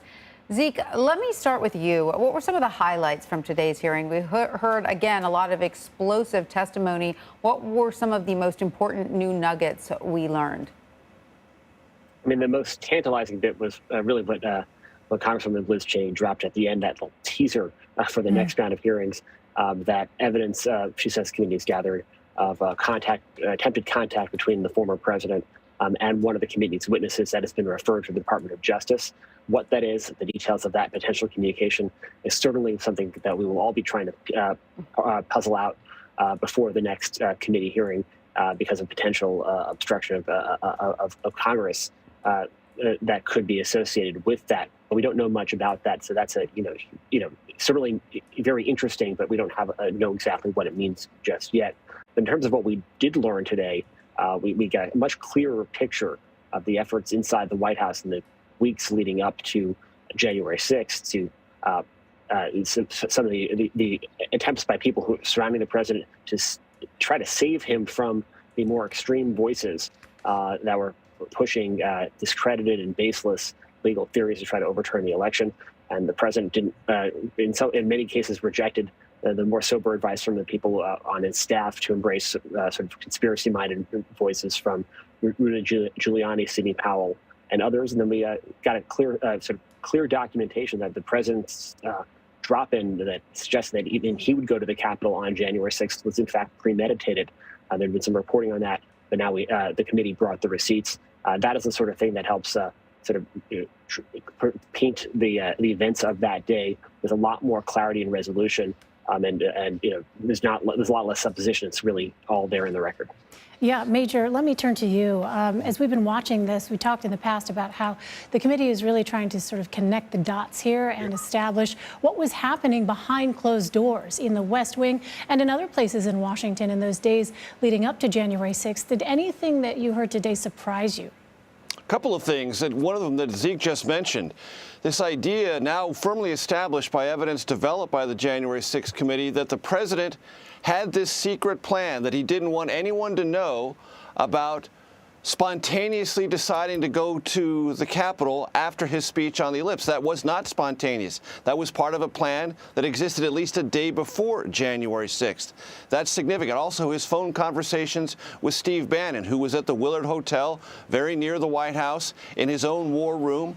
That also speaks to premeditation and collaboration with those who were not only trying to create a crowd, have a crowd that was knowingly armed and would, in all probability, be violent. This all goes to what could a reasonable person, any reasonable person, but especially the President of the United States, with an obligation to protect the Congress, protect the country, and protect civil order, what would he reasonably have a belief to know might occur on January 6th? And what did he do to stop it? We have mounting evidence that the president had every reason to know, expect, and believe there would be a large crowd, it would be violent, and it could do violent things to stop an official proceeding. And what did he do with that knowledge? Aid and abetted. That is what the committee, I think, made searingly clear today. Yeah, and Sean, I want to turn to you now because we did hear little bits and pieces from former White House counsel Pat Cipollone from his closed-door testimony for the first time today. We are going to hear more in the next hearing, but what kind of insight did we gain from what we did see of his testimony? And do you think we learned as much as we expected? Well, I mean, one notable thing is the fact that he said in this testimony that, he had pushed the president to concede the election at a time that came well before what happened on January 6th. And we actually heard from a series of people inside the White House who made the case that, look, it was not as if this president at that time was not getting information from people who were working for him, basically saying that there was no path forward. We saw these White House aides zero in on December 14th, which was a key date when electors gathered. And that was seen, according to this testimony that we saw today that was played on video, by these White House aides, including one who told this to the president directly, according to his testimony, that, look, this was it. This was sort of the end of the line. And so I think we established, at least based on this testimony, that the president did hear from people inside the White House, people who were very, very close to him, who tried to make clear to him that there was not a path forward. And I think the committee's point in presenting that information from Cipollone and from others is to say, look, this president knowingly moved ahead anyway, tried to move ahead to try to overturn this election, knowing what other people had told him. The whole point of today's hearing was to establish intent on the part of this president to stoke this attack on the Capitol. We've seen in previous hearings details about what happened that day, some other officials and how they conducted themselves. But, this is a very, very significant moment in this series of hearings because it was a very, very clear point today. And that point was to establish on the part of the president an intent and knowledge about what exactly he was doing. Nicole Killian is with us as well, our CBS News congressional correspondent. Nicole, it was interesting, Tanya mentioned these sort of snippets of testimony that we heard from Pat Cipollone's closed-door testimony last week.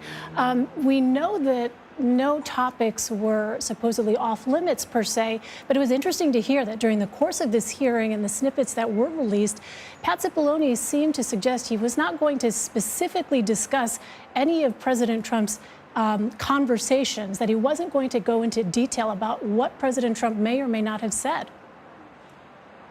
Yeah, and what we learned through his testimony, though, was that he was actually, quite candid about just, the general tone and tenor of some of the conversations that were happening in and around the White House in the run-up to January 6th. And, what was really critical was that you heard, in essence, Pat Cipollone kind of backing up previous testimony that we have heard from other officials within the Trump administration, on, whether that was Bill Barr, other White House staff, other members of the White House counsel, in terms of, really believing that for the former president, there was no other path in terms of trying to overturn the election, that, he disagreed pretty vehemently with this idea of this Eastman theory that somehow the former vice president had the power to overturn the results of the election unilaterally. He said he did not believe the vice president had that authority. He also said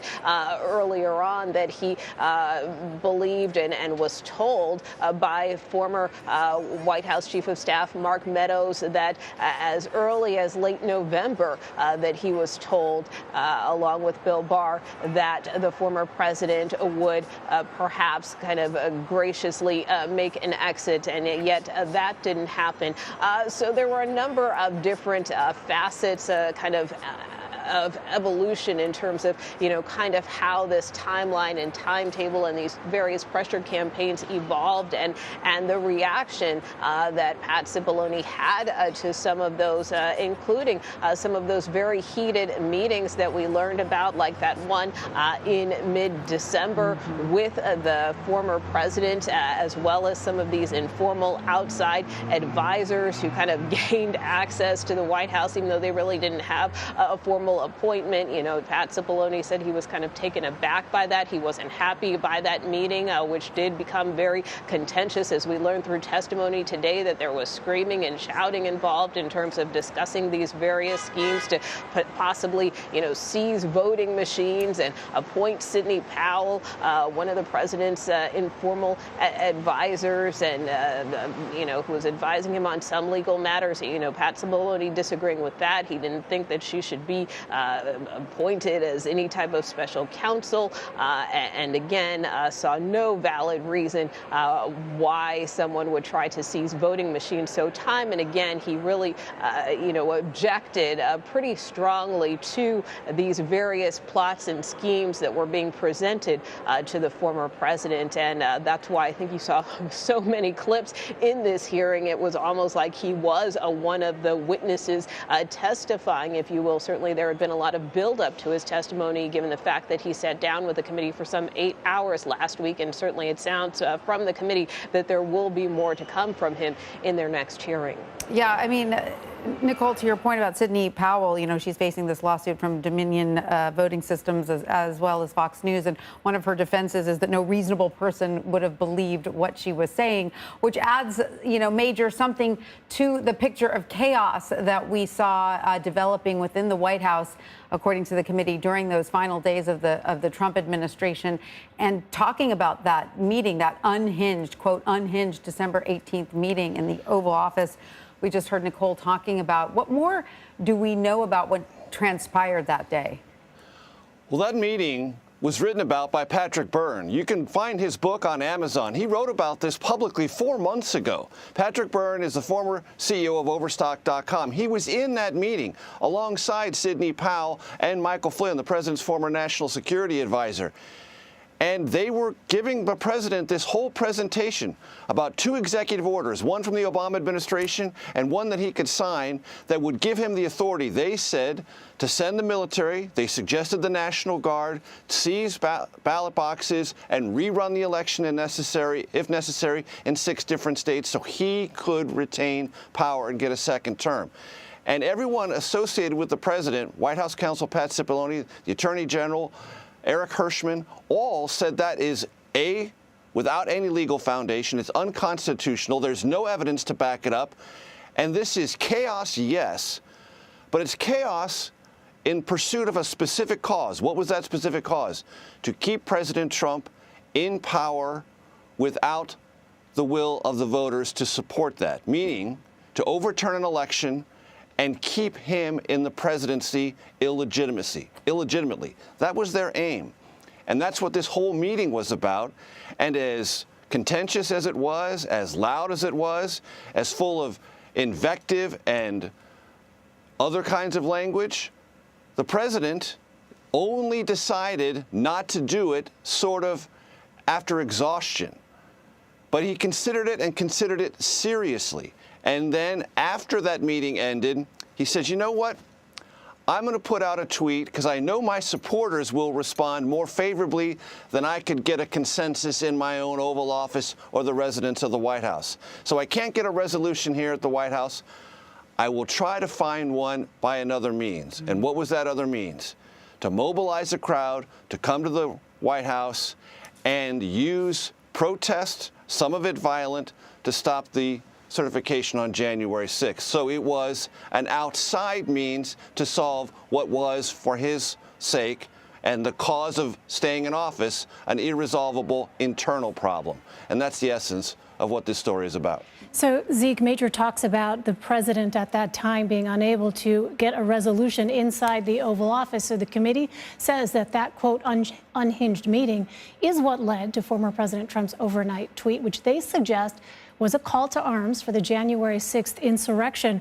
Remind us, Zeke, of the goal here when it comes to the committee sort of introducing us and taking us through those advisors who were not just within the West Wing, but outside advisors like that group who also comprised part of President Trump's inner circle, and the attempt by this committee to connect then to those actions that we saw take place on January 6th.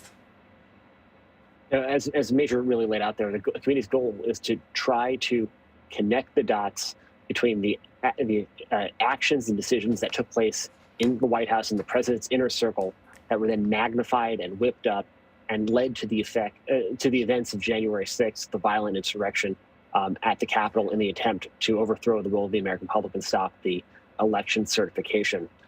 In that inside-outside dynamic. And so that sort of was what we saw today from the committee, taking viewers inside that December meeting where they were having, that vitriolic fight about what the president could do. What the committee has learned about the drafting of the president's overnight tweet, and then revealing that one of the groups that sponsored that event on the ellipse actually changed the permit. The event was supposed to take place a couple of days after the scheduled inauguration of President Joe Biden, to move it to January 6th in line with the president's tweet. And then the knowledge that the committee has gathered about the president using that as sort of his plan that was sort of a sub rosa plan to surprise rally goers with a, hey, let's all go over to the Capitol and stop the counting of these electoral votes and the certification of the election in the way the American people voted. That's what the committee is trying to connect there.